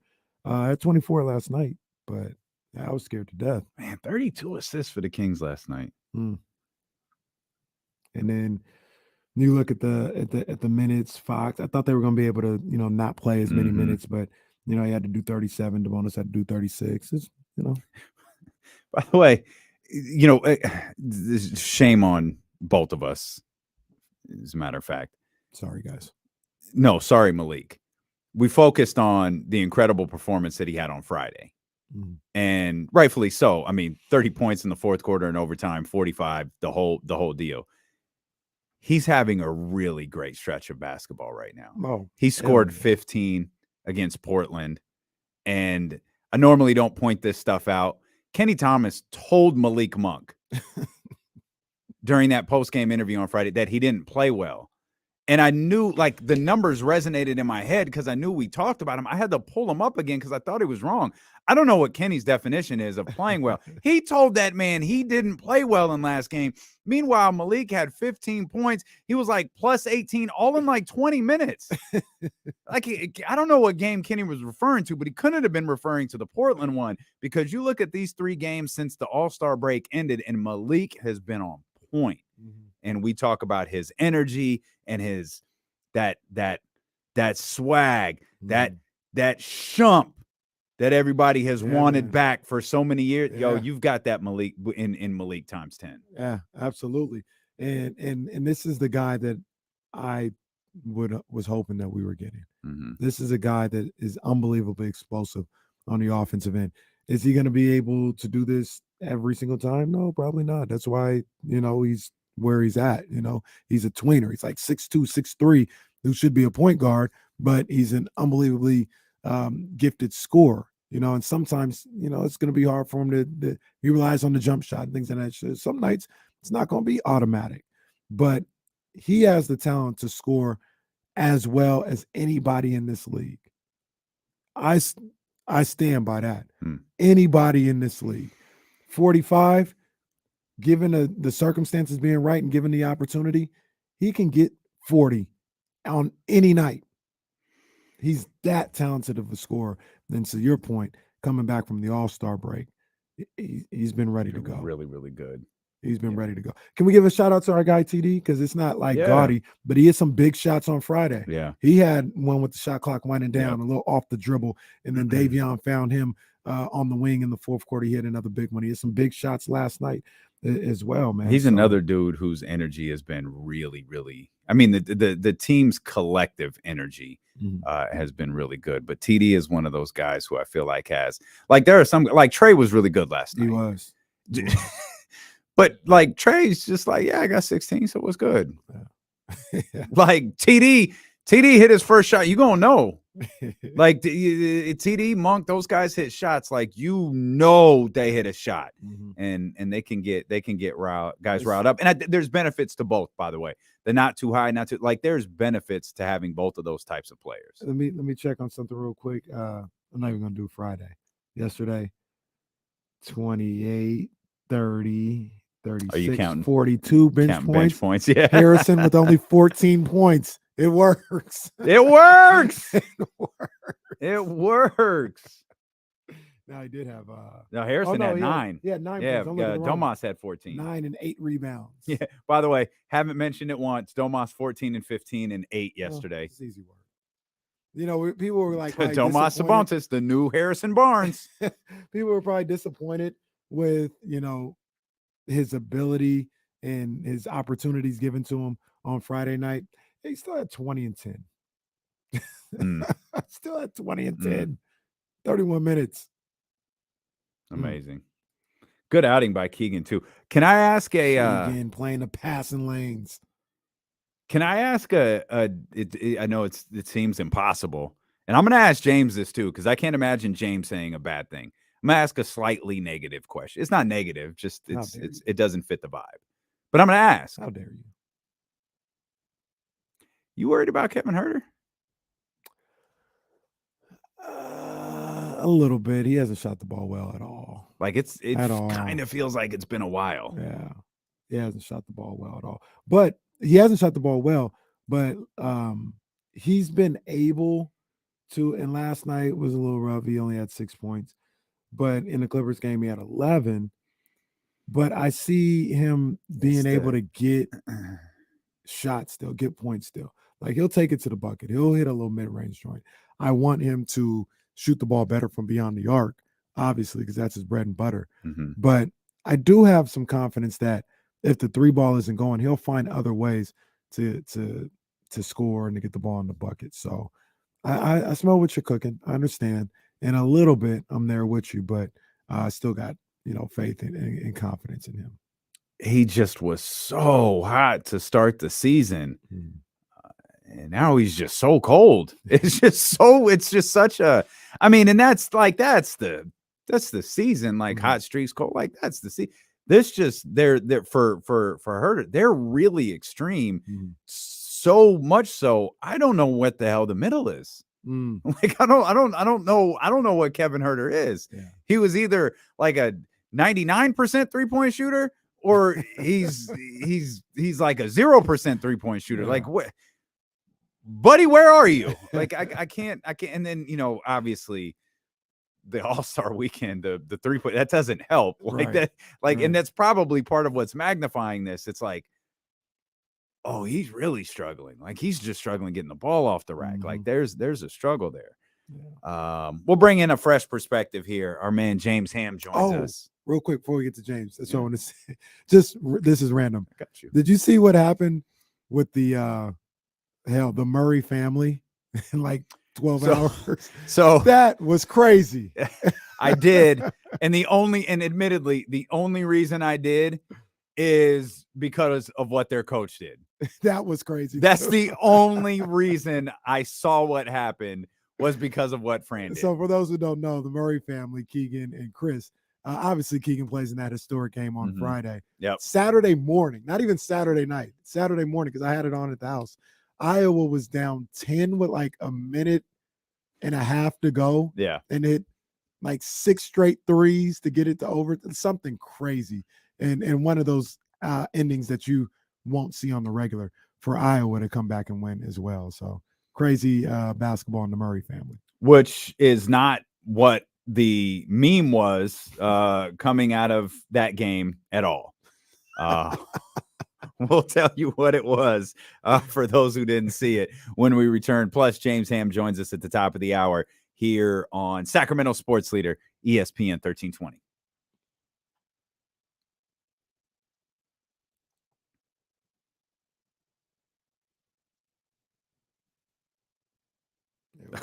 There we go. So Charlie, can you hear me? Okay, so what we'll probably do here is we'll probably go to 28 because we start talking with James and we just get rolling. So we'll go to 28 and then we'll end the show at 50, whatever you tell me, 56 or whatever.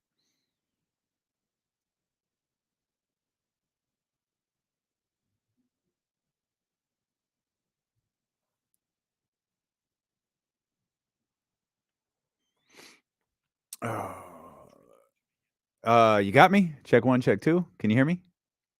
Nope. You got me? That's all right. I can hear you. I can hear you, Charlie, just so you know. I think your mic's on.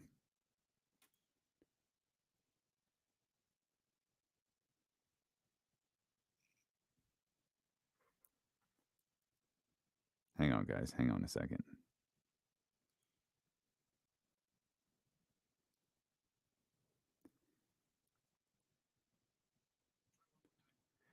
You got me, Charlie? That better? All right. We got you. So what I was saying, did you hear what I said? We're going to go to 28.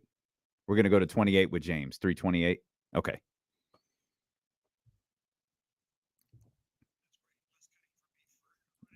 There you go.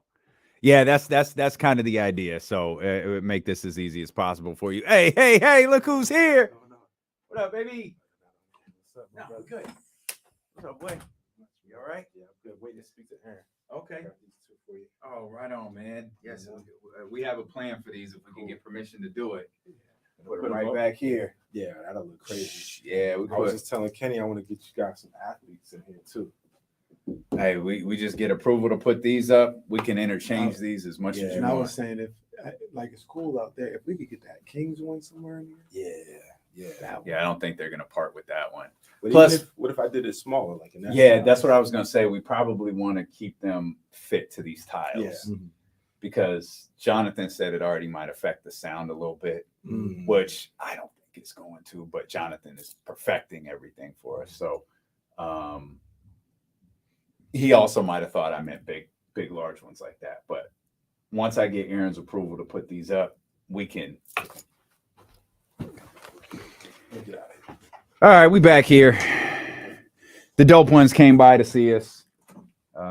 We finally decorating the studio for the first time. Shout out to the dope ones. We're making Charlie's life hard. You the man, Charlie. Charlie's doing a hell of a job. He ain't employee of the month for no reason. That's right. That's right. And that's not ESPN 1320 employee of the month. That's Odyssey's employee of the month, man. That man's doing that work. Hey, shout out to our crew over at Sac State. By the way, we were talking college basketball there a second.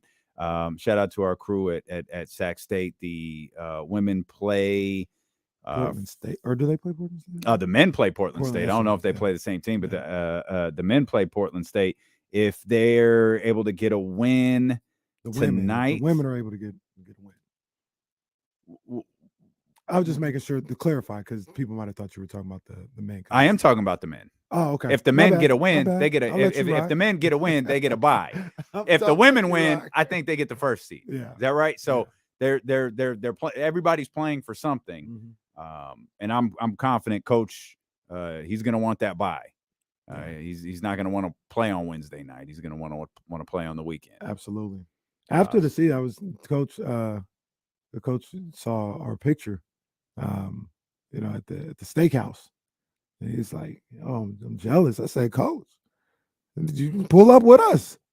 Pull up with us, Coach DP, when the season's over, man." Oh, that's easy work. Yeah, Yeah. pull up with us. So we got him going. We got to get Coach Campbell over there too. Coach, we got people over there. Come on, man. Let's rock. Absolutely. We'll pull out that. I got a great text message about that picture from Black Bottles 916. we had that ace of spades on the table. So I'm gonna tell y'all this little secret. James Ham's gonna join us here in a minute. I'm gonna tell y'all a little secret, but I ain't gonna tell nobody else. Ace of spades at a store, probably like $450. Ace of spades at a nice restaurant, about $1,100. I got a text like, "Yo, I've never had it. How was that ace of spades?" So this is the most transparent radio show you'll ever see. We did not open that bottle, nor did we drink it. We walked into the steakhouse. We were being shown around the casino. We walked into the steakhouse. Kenny and I both immediately saw that gold bottle, and we were looking for places. We knew we were going to take a picture somewhere. We were kind of scouting places as we're walking around. We both spotted that gold bottle right away. Yeah. That's it right there. Okay. So we go through our meetings. We have our dinner. We do the whole thing. And I pull our server to the side, and he was great all night. I was like, "Hey, we want to do a picture here in front of this wine cellar." He was like, "Yeah, no, of course." It's like, "Hey, who do we have to talk to put the bottle on the table?" "Oh, I got you." He takes the bottle out, polishes it up. I'll put some champagne glasses. If you look closely at the picture, the glasses are empty. Them glasses are clear as day. I said, "Sir, as you are cleaning that bottle, don't accidentally open it, because that's going to be a tough one to explain that charge on Odyssey's credit card." Just, we'll take the picture. We'll put that joint. That was called a stunt. That's what it was. I'm gonna be honest with you. We wasn't drinking an $1,100 bottle of champagne. No. We're happy with our Luke Belaire. Love it. Yeah, great picture, though. It was picture. Yeah, that picture has some heat. Phenomenal picture. Yeah, that picture has some heat. But yeah, the Sac State women going for that 1 seed. They could get to the tournament. And the men, we don't worry about nothing that's going on lately. Your task is still in front of you. Win that, beat Portland State. Yep. Start the tournament on the weekend. Yep. Win the Big Sky. Right there in front of you. We get this done, baby. I think I was looking at bracketology. It's not going to happen. I talked about it last night on Sports Sunday. I think the 21 win Sac State Women Hornets, they should be in line for, an at-large discussion, even if they didn't win the tournament. It doesn't look like that's going to happen. But them girls is balling. KD, what she's able to do out there. Bad. Goodness gracious. She is bad. If y'all aren't paying attention to this women's basketball team at Sac State, y'all need to. Like this, that's a bad basketball team. Yeah. For those who don't know the numbers, we'll give them to you right now. Kings, obviously they come out of the weekend, the huge game against Los Angeles, followed it up with a good win against Oklahoma City. 3 up on Phoenix, 3.5 up on the Clippers, 4 up on the Dallas Mavericks. All of those teams lost once. Some of them lost twice over the weekend. But we went into Friday night's game right there neck and neck with the Clippers. Yeah. Obviously, the Kings getting that win Friday night. Clippers losing again to Denver. Suddenly, and I'm not saying get comfortable. I'm saying suddenly Kings got some space to breathe here in the third spot. Yeah. Suddenly, in one bad week, isn't realistic anymore. Right. It's gonna take a little bit more than one. Not that it was ever really realistic, but now it's not even possible. Yeah. So maybe, and we'll find out when James joins us, because he would be the ultimate. Maybe everybody can take a little breather and say, "Hey, this Kings team might be good." The Kings have a bad rest of the week because technically the week started yesterday. I think they'd still go into Monday and as a 3 seed. If they lost all 3, that would be one of those would be against the Clippers. That would be tough. Yeah, it's likely. Yeah, well, they're 3 games up on Phoenix. So just say Phoenix. Oh, that's right, Phoenix. Yeah, you're right. Yeah, Phoenix won all 3. They lost all 3. Yeah. They'd still be at worst case the 4 seed. Yeah, worst case. And Phoenix, of course, has to win all of those games. Right. So that's the thing. And Katie, who's the game tomorrow? No, it's not tomorrow. It's Wednesday. It's Phoenix and because I feel like it's Phoenix and Oklahoma City, but that I don't that doesn't feel right. but maybe that's who it is. Let's see. Phoenix coming up they've got, oh, wow, their next game it's the Hornets, excuse me. It's in Charlotte. Their next game is against the Hornets on Wednesday. Shout out to the Hornets on Friday night doing what they did in Minnesota. I was watching that game. It's the Lord's work. Yeah, absolutely. Absolutely. Big ups to my boy LaMelo Ball doing what he do. So big ups to him. Do it again. Do it again against Phoenix. Run it back. Run it back. 4 to 6 here on ESPN 1320. The other thing about this Kings thing and looking at the standings and everything is me and you, we've been looking at this since December. It's that loss column. And they're 4 up in the loss column on Phoenix, who's in the 4. They're 5 up on the loss column against everybody else, against 5, 6, and 7. So that's the Warriors, Mavericks, and Clippers. And then you go down and you look at everybody else in these plans that people said they could catch the Kings and all this other stuff. Minnesota's 7 back in the loss column. Like these guys they're not the Kings. One bad week. Just one bad week, and the Kings could be in 13th. What are they playing every day? Got double headers in there somewhere. Apparently double headers against the Lakers, the Trailblazers, all of these teams that are suddenly going to start winning a bunch of games. Lakers 7 back in the win column or in the loss column. Like, oh, they don't want the 3. They just want the 6. They just want the 6. They want to play the Kings. They want to play the Kings. Boy, I tell you, I was backhanding boys so quick. Like, I know we're having fun. I just don't want this to get lost. Bro, get there. Get there. Like, y'all have been ass all year. Now you went and got Jared Vanderbilt and you think you're good. Stop it. I like Jared Vanderbilt. Really good ball player. Would love for him to have a Sacramento Kings uniform. Yeah. You think he's changing all of your fortunes? Absolutely not. Y'all had a good couple quality wins. I was as entertained as anybody as that game yesterday. Great game. Great win for the Lakers. Y'all beat Dallas. I'm all for it. But this nonsense needs to calm down because y'all ain't that. I agree. Get there first. I agree. So the Kings still have the task at hand. They got the Thunder tomorrow. They got a huge game on Friday.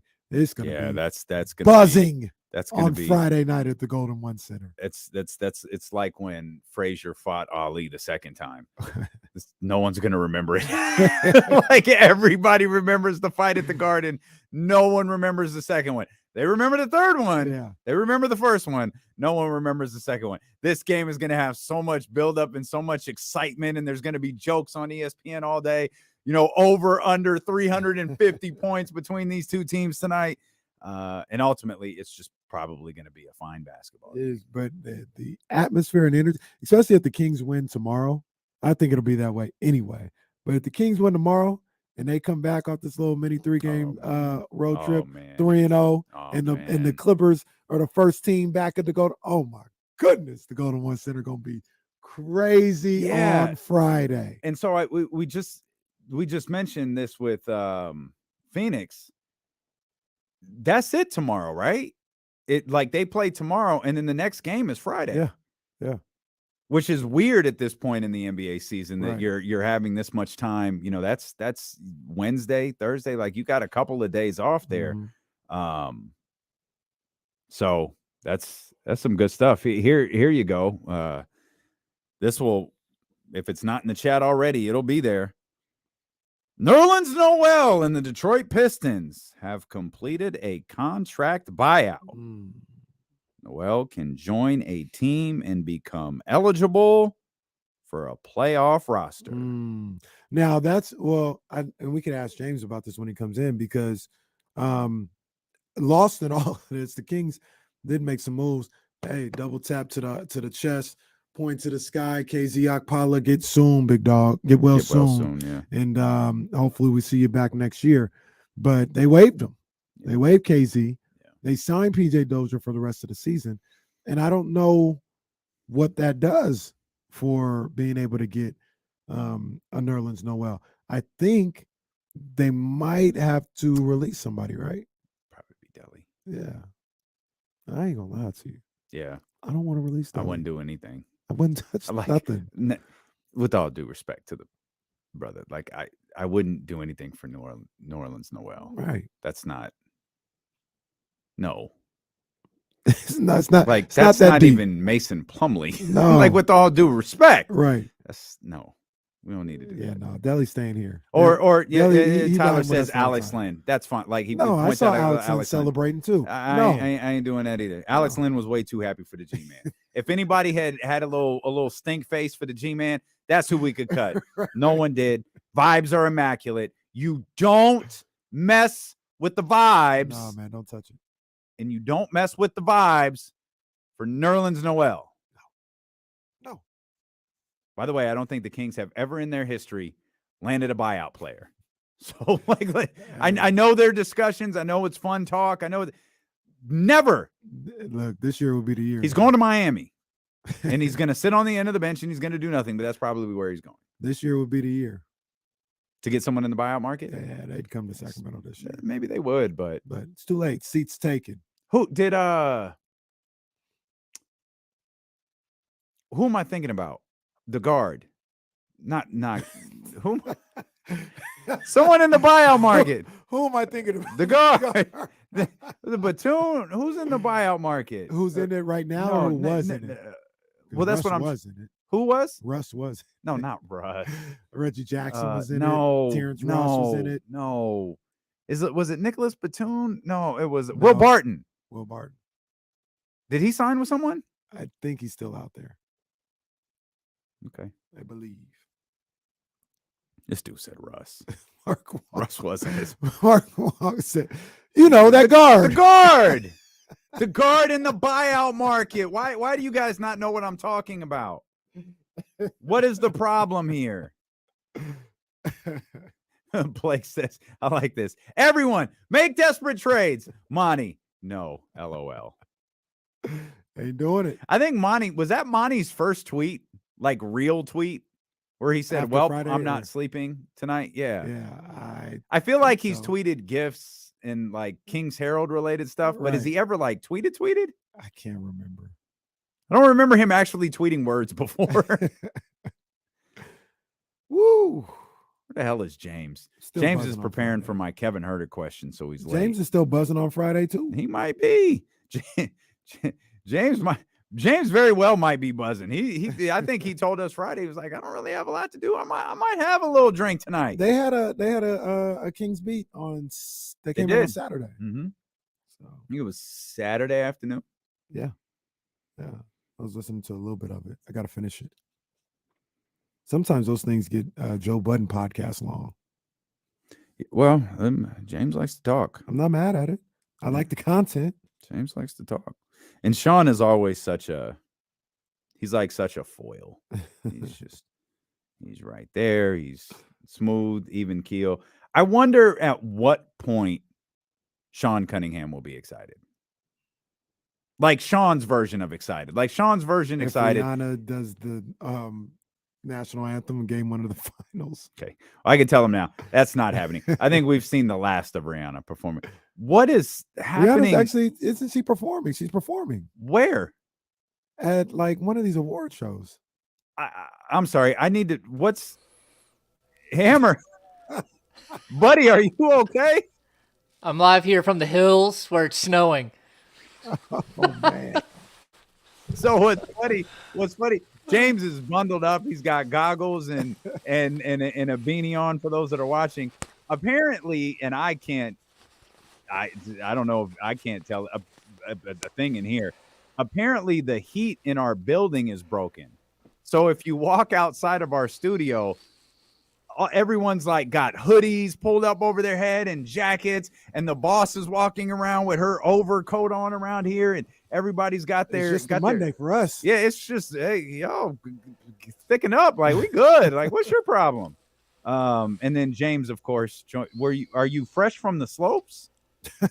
I had to run to the store, and so I did have to pull out the 4-wheel drive.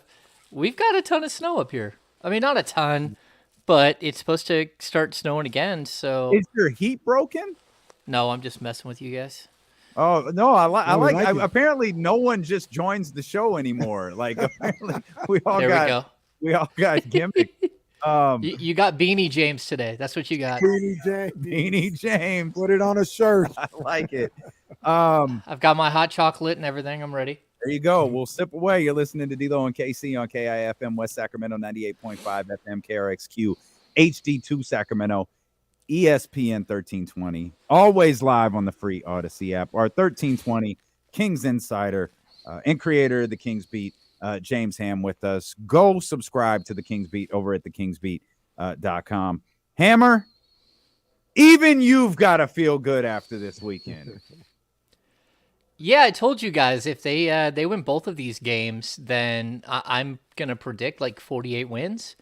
They got one more to go to do it, but this is I don't know. Every once in a while, you have a team who just has a really big day. So I mean, if you look at everybody in the standings around the Sacramento Kings, they lost. Denver, of course, pushed the Clippers down. You had Dallas lose. It was a really, really good day for the Sacramento Kings. And the fact that they were able to go in, and for some reason, people wanted to argue with me on Twitter about like the team being tired. Like 3 games in 4 nights in 3 different cities. And the one in the middle is a crazy double overtime, like barn burner. That team was exhausted and it didn't matter. They figured out a way to get through. That OKC team, it's really well coached. They're chippy. They like to make you work all the way down the stretch. And, the Kings pulled out a win. They got to do it again in order for me to think, if it's either like 46 or 48 wins is where I'm kind of like teetering between. And if you can get that win tomorrow, things look really good to get to 48 wins. All right, let's go back in time, James, because I just love to get a feel of what was going on with my people when they were watching this Friday. I mean, lay the scene of what you saw, how you took in the game, like your thoughts on Friday. Was it one of the great NBA games of all time, like we talked about a little bit here today? It was unbelievable what we watched. Yeah, I totally agree. I mean, that was, we actually, because it was a 7:30 start, the wife and I went out to dinner with some friends here in the lake beforehand. And so we came back to the house and, you didn't know what to expect. It was a tough battle the night before. The Kings had to fly down on the second night of a back-to-back in crazy weather. And to watch them go toe-to-toe with one of the best teams in the league. And you can start to see how that team is being assembled. How, again, we talked about it last week. I really don't want to face the Clippers like 2 weeks from now, 3 weeks from now, because they're going to be really, really good. But for right now, you're kind of catching them at their beginning stages. And from top to bottom, I thought the Clippers were absolutely incredible. And so when you get to the end of the game and you see all these game recaps that were written from like a Clippers perspective, I kind of got it, because it was Paul George and Kawhi Leonard not missing. It was Nick Batum just catching fire from 3. It was Russell Westbrook having perhaps one of his best games in like 5 years. He played with him. No, I'm serious. It was his best game this year. Stop it. No. He played within himself. No. He wasn't doing crazy things. He was very under control. And then when they needed him to come up with a big play, take Keegan Murray off the dribble, he was there. I thought he was tremendous. And it really does, like, if that's who he's going to be, that team is a title contender. If he's the guy we saw for the last couple of years, he's just another player who puts up stats. But the player we saw in that game, man, he was tough to go with the other guys. And, that's going to be a tough team. And then from the Kings' perspective, they just kept battling back. It was wild. I mean, they were down 14 with like 4 minutes left in the regulation session. They battled back. They were down 6 in both overtime sessions, came back from both of those. They got defensive stops when they needed them. But realistically, that was an all-time classic. I mean, 176-175. It's the second highest scoring NBA game of all time. And it wasn't lopsided. It was 2 teams literally going toe-to-toe, battling each other. And then the surprise team, realistically, the surprise team came out on top there. I did not expect the Kings, especially when they went down in the fourth, We can go back to the night before. There was never a moment, even when they were having a bad first quarter against Portland, that you thought they were going to lose. You get to that game, man, there were like 5 times where you thought they were going to lose. And they just kept coming. Really impressive. Or 5 times in overtime where you thought they were going to lose.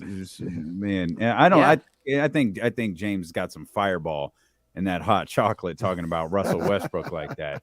But I'll give you I'll look at it from a Kings fan perspective, because Kenny actually just laid out how incredible Kawhi Leonard was. Yeah. In that game on Friday. And obviously, Paul George is great, and Russell Westbrook had a tremendous debut for that team before fouling out. But Malik Monk scored 30 points in the fourth quarter in overtime. Yeah. Put that in your write-up. De'Aaron Fox is on an offensive tear right now that's matched probably only by Dame Lillard in the entire league. Put that in your write-up. And James, we talked about this on Friday. At some point, you national people are going to have to start paying attention to the Sacramento Kings. And they might have just started doing that this weekend. Maybe. I still don't know that they did. I mean, you saw some of the... Yeah, I mean, I rewatched the fourth quarter in overtime on Sunday, and, we get to this point. So Malik Monk had 15 points going into the fourth. I got to the point where I think it was the second overtime, he gets to 33 points. And it dawns on you that he has 12 more points to score. And there's only like 8 minutes left, of actual game time. It was just really, really incredible what he was able to accomplish. And, Fox, you could see in that game, Fox started to run out of gas late in the game. He was 1 of 4 in the second overtime session.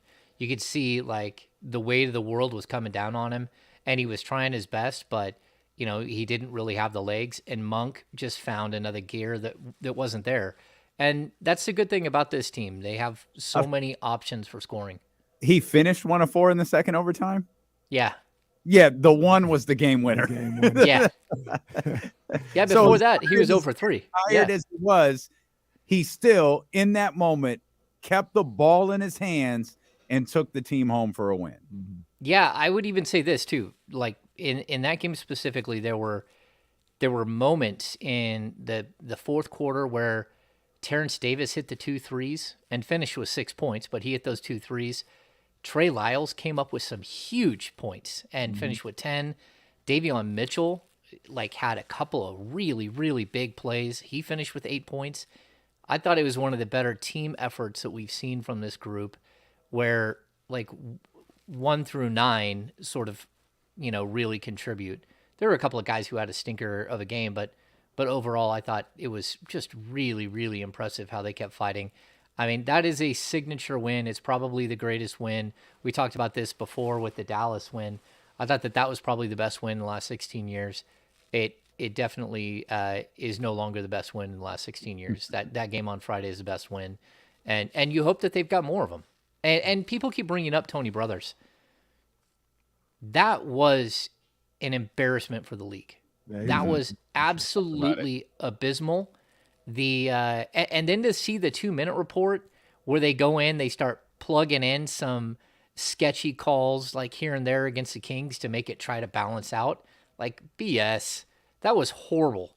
The travel call where Tony Brothers is literally standing right there, and it's not like he had glanced away. He actually started hitting his knee or something. Like it was touch. What the hell kind of call is that, Tony? That's a signal to the better. That's a signal to the gamble. I got you guys. Steal home. Yeah, I don't know what that was. I mean, to me, Tony, it was the night before too in Utah. You started seeing the Jazz reporter saying the same exact thing, and then that game, and then the next night. There comes a point where you have to look and be honest with yourself and say, this is not okay anymore for someone to be this incompetent at their job. And I was absolutely, really embarrassed for the league. Every once in a while, I'll call out something that I think is egregious with officials. But for the most part, I do stay away from tagging on guys all the time, especially by name. I don't usually go out. There were 3 different times that I tweeted about Tony Brothers in that game. That's not something that I have ever done, but it was so warranted. I thought he was so horribly bad that, again, the league needs to step in and like make a decision there because it's just not okay. Yeah, I don't even think we mentioned once that Domas fouled out of that game. His fourth and fifth fouls? If there's come on, man, those are touch fouls. Like, if there's an NBA script, the script was written for Domas to foul out of that game because they just went at him. Well, what was it? Even aside from that, what was that in the first half? I think it was 26 free throws for the Clippers to 8 or something like that. Yeah, but they always balance those things out to make it look even, Steven. And to me, that was just like, what in the world is happening? So yeah, I mean. The fourth and the fifth fouls on Sabonis were probably like 30 seconds apart in the third quarter. Both of them were touches. The one that was challenged, the moving screen or illegal screen. I mean, come on, man. That was ridiculous that you couldn't like that. I think Katie said it on the broadcast.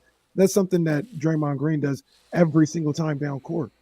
Every single time to no call whatsoever. Every single time. And not only do you make the bad call, but you're able to look at it and still get it wrong. That's terrible. Yeah, I thought it was terrible. And, the game was so good.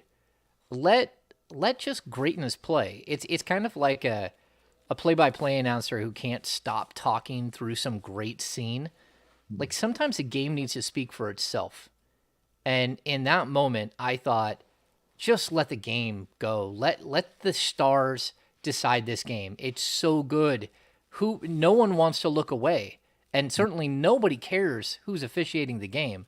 We should not have walked out of there with a thought of Tony Brothers at all. It should have been 100% on 87 points between the Kentucky guys. Like, just absolutely tremendous. And those two alley-oops, one from Fox to Monk and one from Monk back to Fox. And Monk has had second time they've done that this year. Yeah.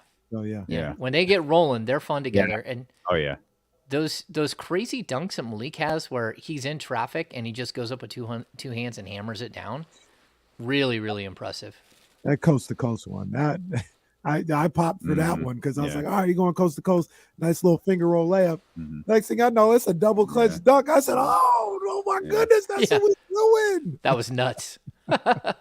Speaking of pop, Lakers say LeBron James is listed as out for Tuesday's game versus the Grizzlies. Yeah, he'll sit out for a game and then he'll be back against. I think they play somebody on Wednesday. He'll be back. Did you see that Windhurst line circulating around the Twitterverse today? That the Lakers are gunning for the 6th spot so they could take on the Sacramento Kings. Okay. Lake Show. Yeah, like our thing has been like, thanks, cool, Wendy. Yeah, get there. I just, man. Get there. Y'all are 12th. Like, get there. Then we'll talk. This team been the 3 seed for like 2 months now, and y'all talking about getting to play Sacramento. Go ahead. Because you got to get there sorry first. Mavs team. Yeah, you got to get there first. And last time I checked, the Kings have already won the season series 3-1. Easy work. I don't know that it's easy work, but I mean, anytime you're facing LeBron James in the playoffs, you have to know that Tony Brothers is going to show up for at least 2 of them. That's a good point. That's what it's going to come down to. I mean, this team has to earn its respect, and they aren't there yet. I mean, just by the Sabonis situation. And then the other thing, too, that I don't know if you guys... Dame Lillard decides not to play on Thursday in a big game against the Kings. I don't understand why he didn't play in that game for rest, because they had to stay up too late on a plane sitting on the tarmac, him and Jeremy Grant. Then people like, oh, it looks like Trailblazers are cashing it in. And so he goes out on Twitter like, no, we ain't cashing it in. It's like, okay, well, then why didn't you play? Like, I don't get it. Either you are cashing it in or you're not. Just like LeBron wants to come out and say, oh, LeBron James teams never miss the playoffs 2 times in a row. We can't have that be part of my legacy, blah, blah, blah. Okay. Like, well, you have to actually play for your team to win. I mean, it is what it is. So, yeah, I'm a little confused by these guys that are sitting in the 12 and the 13 spot. Damian Lillard, sticking around in the fourth quarter to light up the worst team in the NBA for 71. It's like, okay, again, where were you on Thursday night? Well, James, this is something that I talked about because I see a lot of people always talk about, the Kings, and they're like, oh man, they're the healthiest team in the league. They haven't dealt with any injuries. And I was like as far as like somebody that just literally can't go, like, yeah, they've avoided that, and that's a good thing. That's not their fault. They've avoided it. But we still don't know where Domas's ligament is in his thumb. That's still floating around possibly, and he's playing out there. De'Aaron Fox has been banged up. And I said the difference between the Kings and everybody else isn't that they haven't had injuries, but number one, they don't load manage, and any little minor nicks, they play through it. Simple as that. They play through their little injuries, and you guys, the Lakers, LeBron and Dame Lillard and stuff like that, you guys are out for a game or two. That's not the Kings' fault because they're fighting through it.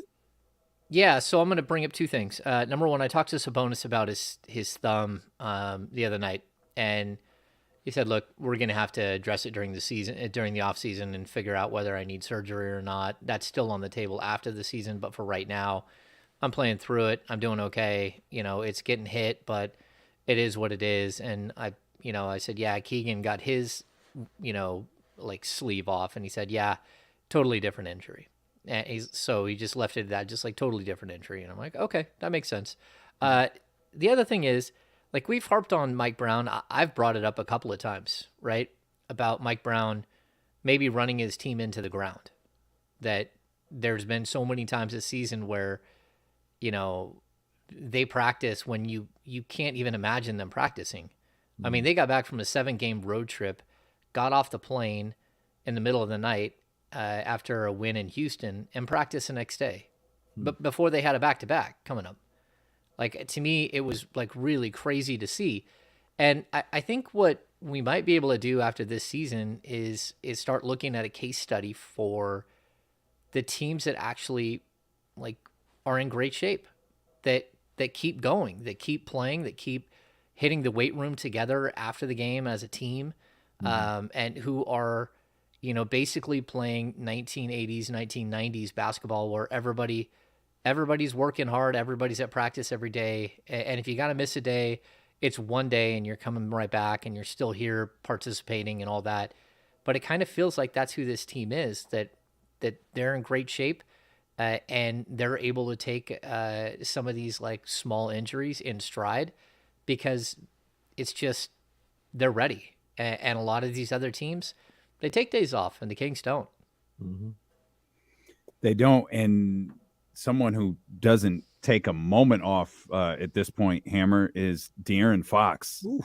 What do you think this stretch of basketball now that's at like 10 or 11 games is doing for the perception of De'Aaron Fox's season? Yeah, I mean, I think he's changing everything. Like, he's going to be up for Western Conference Player of the Month without any question. Mm-hmm. He should probably win Western Conference Player of the Month. I think the Kings are 6-4 in the month, so maybe that will hurt them a little. Although I'm not sure that there's another team that's out there that has a player that has basically put up his stats but has won more games.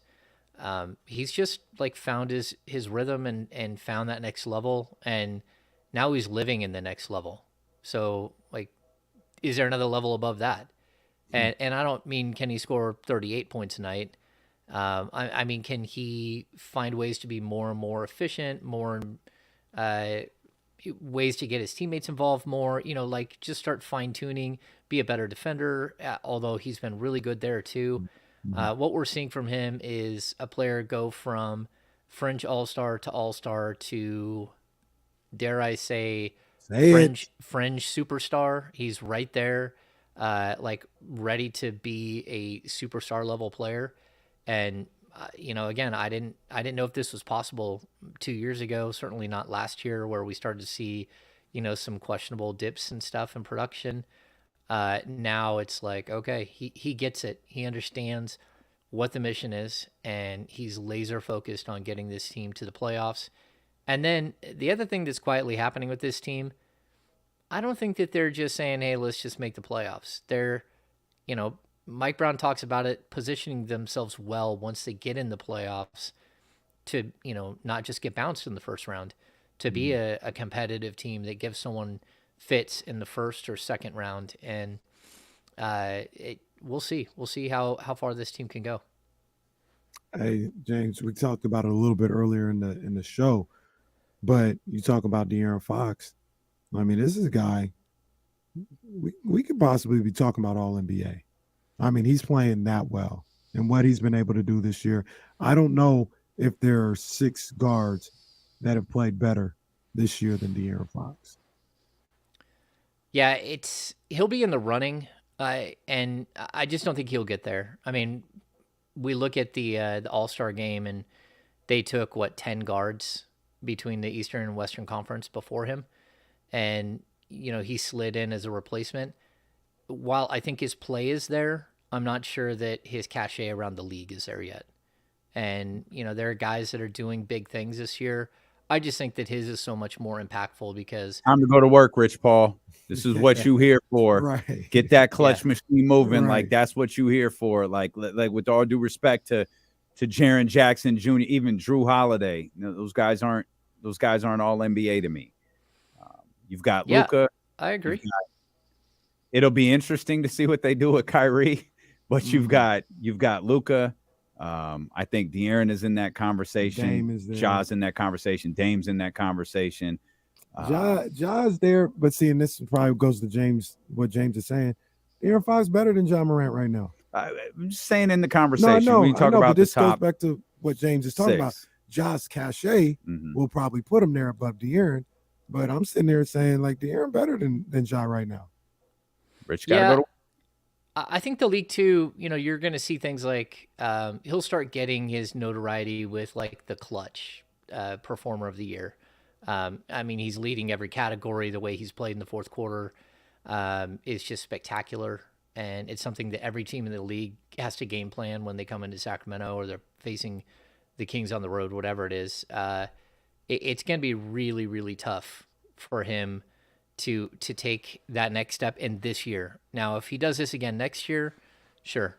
And not only that, but we were talking about it in like mid-January. Sean Cunningham kept bringing it up. Like everyone wants to be offended the fact that De'Aaron wasn't named an All-Star. At that point, he wasn't in the top 20 in scoring, and he wasn't in the top 20 in the league in assists. And now he's way up in both. I think he's pushing like top 12 scoring, and that's over a month. Like what he's done in the last month to turn it on and really bolster his stock is pretty impressive. Sean was saying that for this season?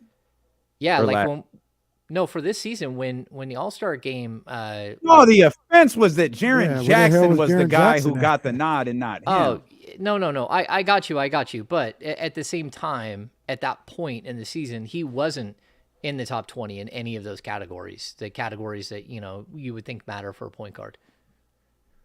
Yeah. We'll see. What was Sean's I haven't caught up yet. What was Sean's demeanor on Saturday? Was he just calm, cool, good. Didn't raise his voice once, wasn't excited, just unmoved by all of this? No, I think we both were moved by it. I mean, this is that moment where this team. I mean, you did go live on Saturday afternoon, so that says something. Yeah, and it went crazy. I mean, we had like almost 400 people in there. It was like fans are on fire right now. Oh yeah, and it's absolutely incredible to watch. Like standard tweets go for like 1,500 likes. You're like, what in the world is happening? Kings fans have assembled, and it's good to see. They're definitely hot and like ready to push this team over the top, and people are already asking about how much playoff tickets are going to cost. It's going to be a lot. Sorry. Oh yeah, definitely. We're here like the Avengers, baby. And James Ham is dressed like an Avenger. We'll come back. We'll talk more with our 1320 Kings insider James Ham. And I'm gonna give you a chance to prepare for this question. I've got to ask you some questions about your boy, Kevin Huerter.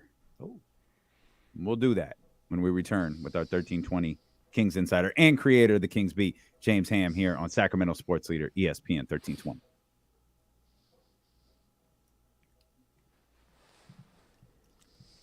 going to take my jacket off. I was wondering if you were going to make it the whole show with that stuff on.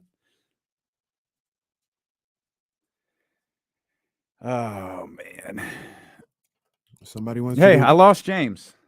Somebody wants you to beam him up. James, did you mute yourself? Yeah, I muted myself. Oh, there you are. Okay. Sorry, Charlie. It's all right. Cam lives in an igloo. Oh, I love it. This morning was It got crazy. colder here during the segment. It did get a little cold in here. We had those big snowflakes today. Crazy ones. Yeah, it's not. I mean, it was raining like it doesn't look like it's raining right now, but it was raining like crazy when we got here. It was coming down. I'm glad it's not raining. Oh, it says it's going to rain in 16 minutes. Well, how nice of you. It's a little too specific for me, Apple app. Calm down. Yeah, it snowed more this time than it did like on Thursday. And we got to see it, so it wasn't one of the wake up in the morning and there's a bunch of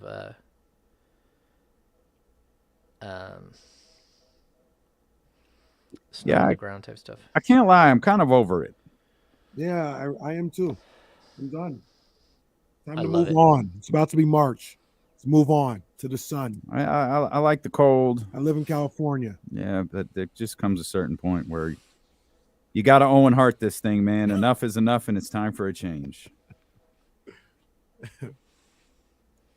Yeah, someone asked in here if the Kings are interested in Nerlens Noel, and I had heard rumor that they were about 2 or 3 weeks ago, but I kind of got a little kickback on that over the last couple of days. So, I'm not sure. Shout out Cutting Pete. Cutting Pete. You know what I'm saying? He's over there in Lamb Park, South Sac. Stand up. You know what it is? It says it's raining hard over in South Sac right now. So. Okay. I like it. We got some portraits back there. That's step one. We've got them in the building, and we'll see when we can get them on the wall behind us. And Need me to bring a hammer and? Well, no, we've got to get permission first. Floor and High in house. Everybody rep your high school, man. Rep your high school. McClatchy, El Camino. Where'd you go, Ham? Oak Ridge? Nevada Union. Nevada Union. I knew it was one of them football powers. The glory days of Nevada Union. That's right, Marcus. I don't pay these damn taxes for Midwest weather. If we're gonna keep this up, y'all gonna have to lower my tax bill. That's facts. Gavin Newsom. Sac High, stand up. They did work, man. Shout out to the boys team. Cordova in the house. Burbank in the house. CB in the house. Vista, you're young, Matthew. You're pretty young. Warren went to Highlands. Ramsey went to Foothill. Rob W. out in Sheldon. Okay. Russ is Grant. Sheldon. Wow. Well, Rob W. is about the same age as Sheldon. Their first graduating class. I've never heard of Consumnes Oaks. Yeah, that's a new one too. Monterey Who's Trail. Consumnes Oaks? That's a young one Josh. too. Josh is young. Consumnes Oaks, Monterey Trail. St. Francis. Stop it. I thought that was the all-girls Stop it, school. Xavier. What? Xavier's being a pain. Valley in the house. There we go. There we go. My daughter's the same. There you go. Mark Wong, no need to mention your school. Come on. Show Mark Wong's school some love. No, there's no need. Show him some love. There's Come no on, man. need. Mark's our people. Why? Why would I do that? show no show need. him. Show's doing just fine as it is. President John F. Hang on a second, Hammer.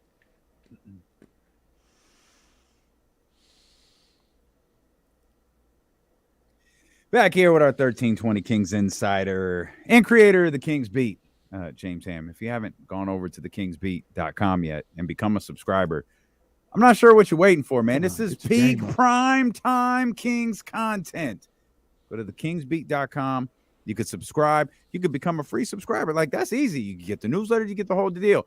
You're going to want to become a premium subscriber because you're not going to want to miss out on these happy hours and all this exclusive content that premium subscribers get. So head over Just open another tab, especially for those watching on YouTube or Twitch. Just open another tab. Go to thekingsbeat.com. Throw in your email address. Boom! And James Ham will put a piece together explaining to you his thoughts on Kevin Huerter. Are you concerned about your boy right now?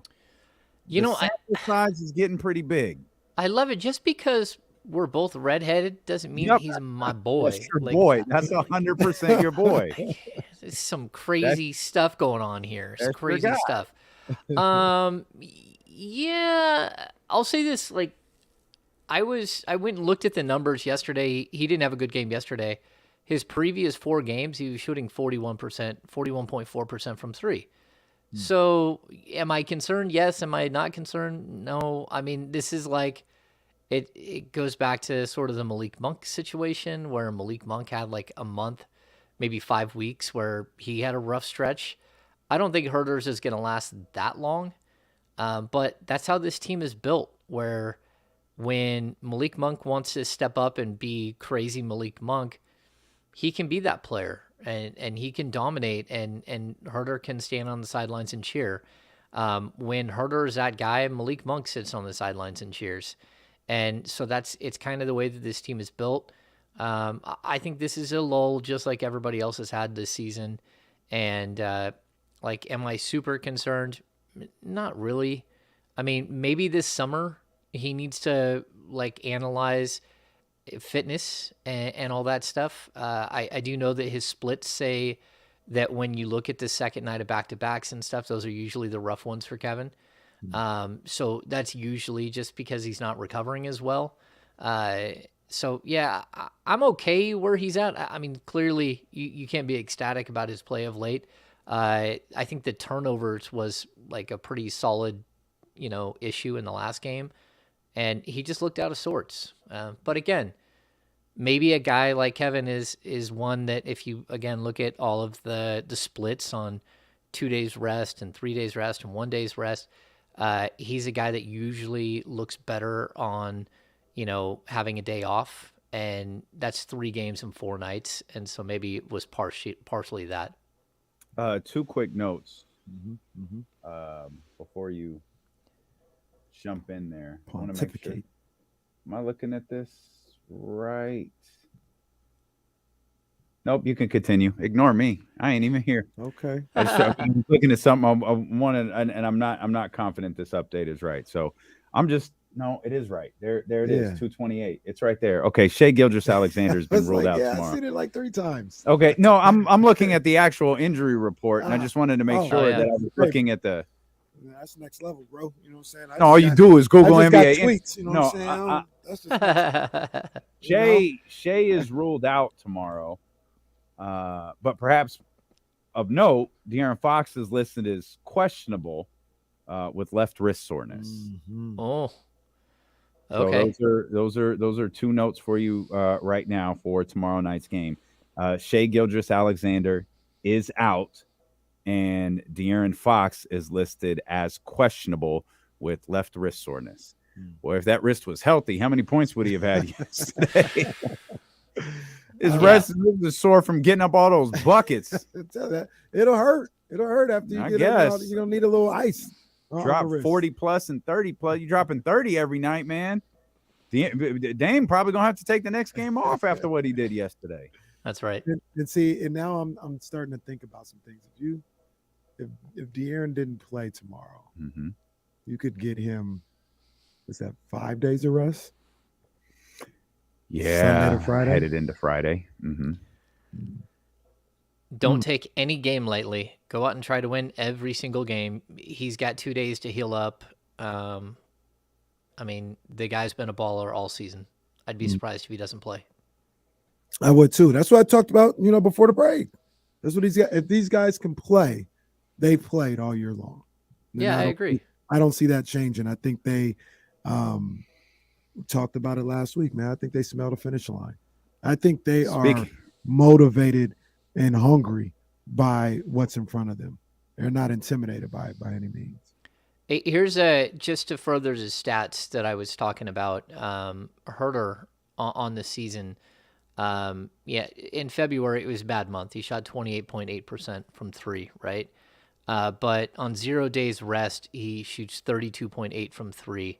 On 1 day rest, he shoots 39.6, 2 days, 39.5, and 3 or more days, he shoots 43.3%. So he's just one of those guys that, again, maybe isn't great on the second night of a back-to-back, or in a situation where, you got 3 games in 4 nights in 3 different cities during crazy weather. Well, Reggie, if you look at the way he shoots, he uses a lot of legs in his shot. That's one of the reasons why he might tire down. Exactly. Good Draymond. It sounded like Chris Broussard, though. That was the part that was confusing. It sounded like, you know what? Now that you mention it, it wasn't as loud. Chris Broussard is louder. That's the me. There's a level of hoarseness to Draymond's voice when he speaks. But if you're listening, you can understand it's not as loud as when I go like this. That's right. That's it. That's a good call. That's me. That's me. I'm off my game. It's my bad. That's my bad. I was going to ask a question about Shai Gilgeous-Alexander. Oh, are the Thunder hitting the gangster lean here? Man, I don't know. I don't feel like I told you. You did call it. Yeah. I mean, are they ducking out the side door like they do every season? Sure does look like it. I don't know. When did Shai get hurt? I'm not sure. I just saw him out of nowhere not play on Friday night. And this will be his 3rd straight game that he's missed. If they have him as out tomorrow, so if nothing miraculous happens, he'll be out 3 straight games. I know we're focusing on the ankle soreness. There's an abdominal strain. Yeah. That sounds horrible. Yeah. So I don't know what caused it. It just sounds awful. Didn't he play in the All-Star game though?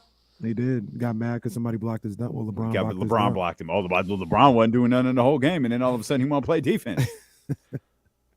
Yeah, that's what happened. What? Do better next time. What you talking about? We also have that Zubats is another guy who got injured during the All-Star break. He's out with a calf strain, right? He hasn't played in the last couple of games. He didn't play against the Kings. He didn't play in yesterday's game, and those are never good, especially for a guy that big. Calf strains are bad news. Because the calf muscles are the only thing protecting the Achilles tendon. So you can really do a lot of damage if you don't let the calf strain heal completely. Matchup number 2 against the Oklahoma City Thunder in Oklahoma City. Has anybody checked in? Have you heard from wasn't there really bad? Didn't they rush out of the building? Yeah, siren. Didn't they have a siren going off? Biederman said there were tornado sirens going off. Yeah, I know Bobby Gerald said that his dad and the team made it back to the hotel, but they were told to go in their bathrooms, stay in their bathrooms away from the windows and shut the door. So how many do you think did that? None. Gary Gerald. Imagine he followed the rules. You got the defensive player to get. You got all this bling around your neck. You just celebrated game number 3,000, and what do you got to do? You got to go sit in the bathroom of Oklahoma City hotel. Yeah, I think Gary Gerald probably he had a risque night and probably ordered that they warm up his milk when they bring it up to his room for his milk. Everyone's saying vegan. No cold milk tonight for me. I'm the DPOG. Well, look, I'm gonna tell you right now. They tell me to go sit in the bathroom. I'm sitting in the bathroom. I ain't messing with no tornado. That's where I'll be tonight. They know tornadoes. I don't, so I'm gonna go sit in the bathroom. I know they delivered G-Man a bottle of wine and a cupcake. I'm guessing he ate the cupcake before the game, but if he saved that bottle of wine, he could have just been getting tossed in the bathroom with a bottle of wine. Yeah. He's not a drinker. He's not a drinker. He's not G-Man strikes me as a wine drinker. He's not a wine drinker. No, he's not a drinker. And also, they're not at the 3,000. Easy 8 motel bathroom. That's true. They got room in there. Yeah. There's a TV in there. Got a spa. They sitting in there like Tony Montana. Well, yeah. Well, I checked in with Doug too, and Doug said they were good. Earlier, like everyone's good. He was actually doing it that time too. Well, Doug was probably soaking in seaweed anyway, so it didn't matter. Yeah, you're right. He had his Epsom salts out. Yeah, he was taking his Epsom salt back. That camera caught him a lot yesterday, and he just looked angry for the entire game. Doug looked pissed off. Oh, that's not good. Out, and he was not pleased with how they were playing. Well, look, the one thing about it though, I think it goes to what you talked about earlier with De'Aaron Fox on Friday night in the locker room. Like, as happy as we were about everything that happened on Friday and where this team is at and all this other stuff, I really believe that team, until the job's done, they're not going to let off the gas. And you look at somebody like Doug Christie, all right, it's cool. We gotta handle business tonight in OKC. Yeah. And they are locked in on every single game. They've won those last 2 games. I'm very confident tomorrow they're locked in on what they have to do tomorrow. This team, they're focused and they're confident in the task at hand for the rest of the season. I love seeing it. Yeah, I mean, there could be tough times here and there, but just the resiliency of this team that we've seen, not just from like one week to the next, but even from one game to the next, from one quarter to the next, coming back, staying in almost every single game the entire season.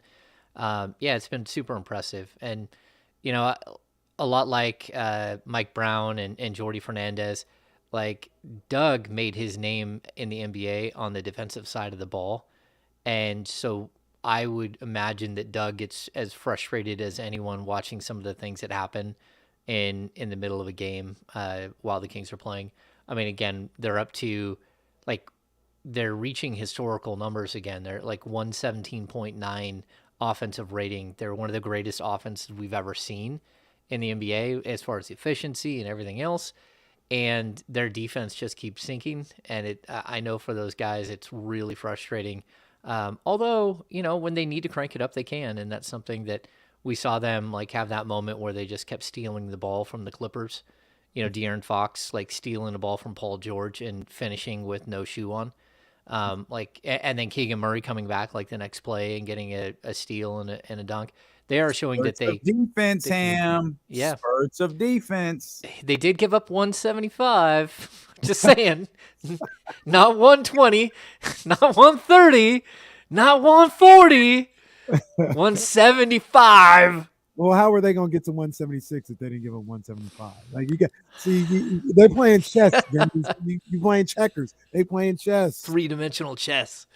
Yeah, I saw a stat today on Mark Stein's Substack, and it said that no team has ever won an NBA championship in a season where they gave up 150 points in a game.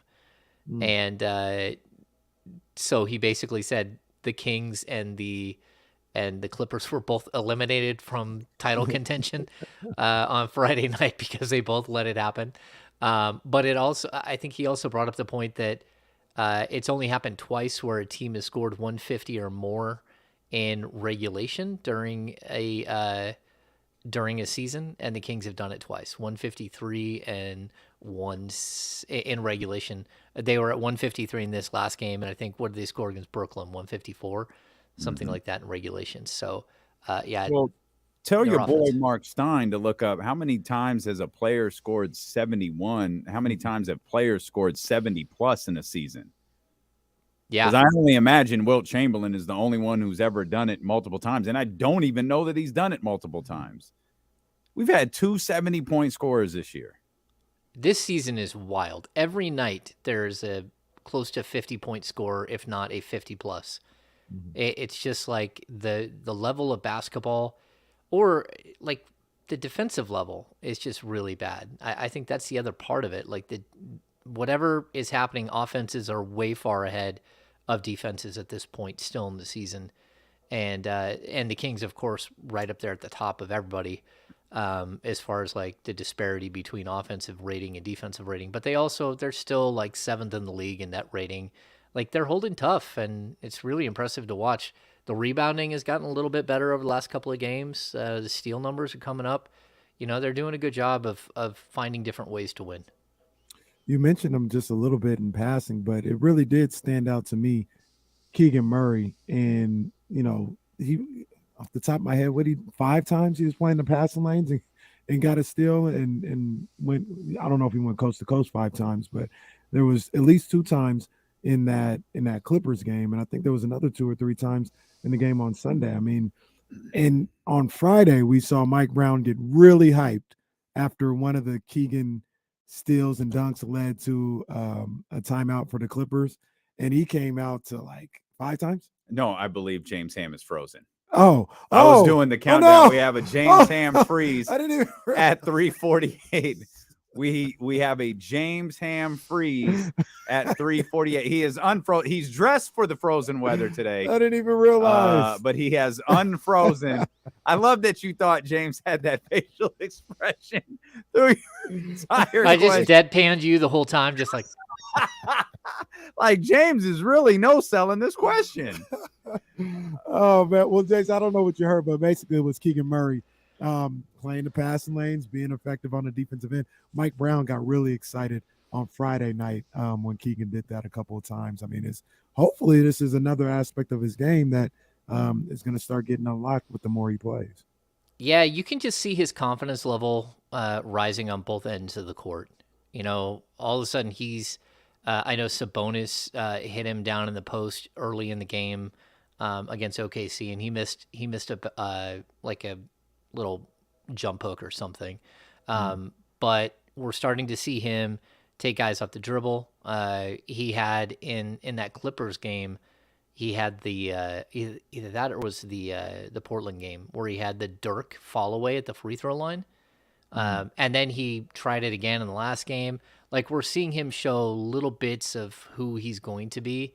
And I think that the Kings are saying, okay, we're going to let you run a little bit more. And with that comes the confidence to play passing lanes, to not just try to lock up a defender. And I don't know why they put him on a guy like Russell Westbrook. Man, Russell Westbrook, it doesn't matter how old he is. His first step is electric.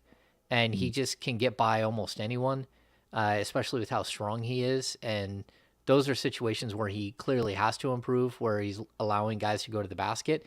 But playing the passing lanes, I think that might be the path to improvement for this team, is to be more aggressive and play passing lanes as opposed to some of the other issues that they're trying to deal with, the way that they're trying to play it. You happy with the way the Kings are playing? Even giving up 175 points, James? Oh, yeah, I don't care. I mean, that's Mike Brown's thing. Like, just win. That's all that matters to me. Well, it was funny. Like, you brought that up because we all obviously have that electric energy coming from Friday. That was not Mike Brown last night. Mike was like, we've got things to clean up. We gave up a 40-point quarter and we had 20 turnovers. Like, he did not have the same electric vibe after giving up 175 points that he did again in that game against the Thunder yesterday. Yeah, I totally agree. I mean, he's always going to hold to his principles. The defensive side of the ball is where he's always made his name. And for him, I think it's slightly embarrassing. Like, he is a guy who's known for being so good on the defensive end. I mean, again, the Golden State Warriors with a bunch of old dudes and some defensive-minded guys, but mainly offensive players, were number 2 in the league last year in defensive rating. And that was his baby. That was his defense. And to come here, I think he's starting to realize it's going to take more than one season. But he's also hoping that even if that's the case, that the team can make improvements enough that they're not just going to be an easy out in the playoffs. That they are going to be a team that can actually, compete and don't just have to, do what Kenny says and just outscore everybody every time. I mean, clearly, if they outscore everyone, then they will win. Yep. But trying to outscore someone and actually outscoring someone aren't always the same thing. The truth still remains. You cannot beat the Sacramento Kings by trying to outscore them. It won't work. It won't work. No, I don't disagree. It doesn't. And you can't score less in the NBA and still win games. That's what I'd imagine. That's what I'd imagine Trent Dilfer would say here. But a second matchup against the Oklahoma City Thunder, for those just tuning in, no Shai Gilgeous-Alexander tomorrow. De'Aaron Fox is listed as questionable, and then they'll be off until Friday. And, James, we had this idea. Friday's game is now going to be like of epic proportions. It's going to be talked about during the day, and it's going to be reminisced back to the week before. Like, Friday's game against the Clippers got a little bigger after last Friday's game against the Clippers. Oh, I totally agree. And let's be honest, the Clippers can't play better than that. Like, I mean, they can beat the Kings, but they're not going to shoot like that again. 26 of 45 from three. Is that what it was? Yeah, like 26 3-pointers. Kawhi third quarter was insane. Well, that and Nick Batum didn't. He hit 5. They had 4 different dudes hit 5 3-pointers. Like, this is going to be a very, very big game. If the Kings could get away with sitting De'Aaron Fox and give him a couple of days of rest, they might consider it. But like, you don't leave anything on the table, especially with what's coming. With it's not just the Clippers. It's Minnesota. It's New Orleans. All that stuff is on the docket. Like, you got to get wins where you can get wins. You don't let one slip just because. Well, this was a fun weekend, man. This was a fun day. It was. It was a fun day. It was a really fun weekend. Back to work tomorrow. Yeah, tomorrow will be a little different vibes, but we'll still be excited because it's a game day and the team is playing well, man. And there's still a lot to be excited for. Obviously, we could just ride this tremendous high coming off this tremendous weekend that we all felt individually as fans, that we felt as media, that we felt on social media. And, the three of us feel it here on this show. So we appreciate everybody tapping in, whether you're on the 1320 AM, you're on 98.5 FM. If you're on YouTube, Twitch, whatever it may be, hit the thumbs up, hit the follow, hit the subscribe, hit the favorite, whatever it is. Also, remember, you can go to ESPN1320.com to enter to win tickets to AEW on March 8th at the Golden One Center. So go to ESPN1320.com, head over to the contest page. We'll get you all set up there. But if you can't get enough, if you're listening on ESPN 1320, if you're listening on the Odyssey app, you want more James Ham, you want more Kings talk, don't move. We're going to run it back next here on Sacramento Sports Leader, ESPN 1320. Go Kings.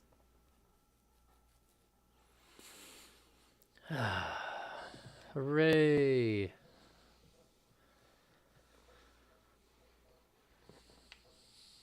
All right. There we go. All right, guys. So we're gonna shut down a smidge bit earlier than usual because I don't want to do anything that gets in the way of what Charlie's doing. Charlie's got a lot of work ahead of him, so we want to make sure we can kind of shut things down and get out of his way. Thank y'all for the tremendous love today. The streaming audience was huge, and we've learned that when the streaming audience is huge, the radio audience is huge, and our bosses really like when the radio audience is huge. Yeah. So hit the thumbs up and the subscribe buttons before you go. We've got a ton of new subscribers. We appreciate that. Make sure you check out the Kings Beat YouTube channel as well as the kingsbeat.com website. Become a subscriber over to that newsletter. And we will be back with you tomorrow at noon. Yep. Coach Patrick, Jason Jones with us tomorrow.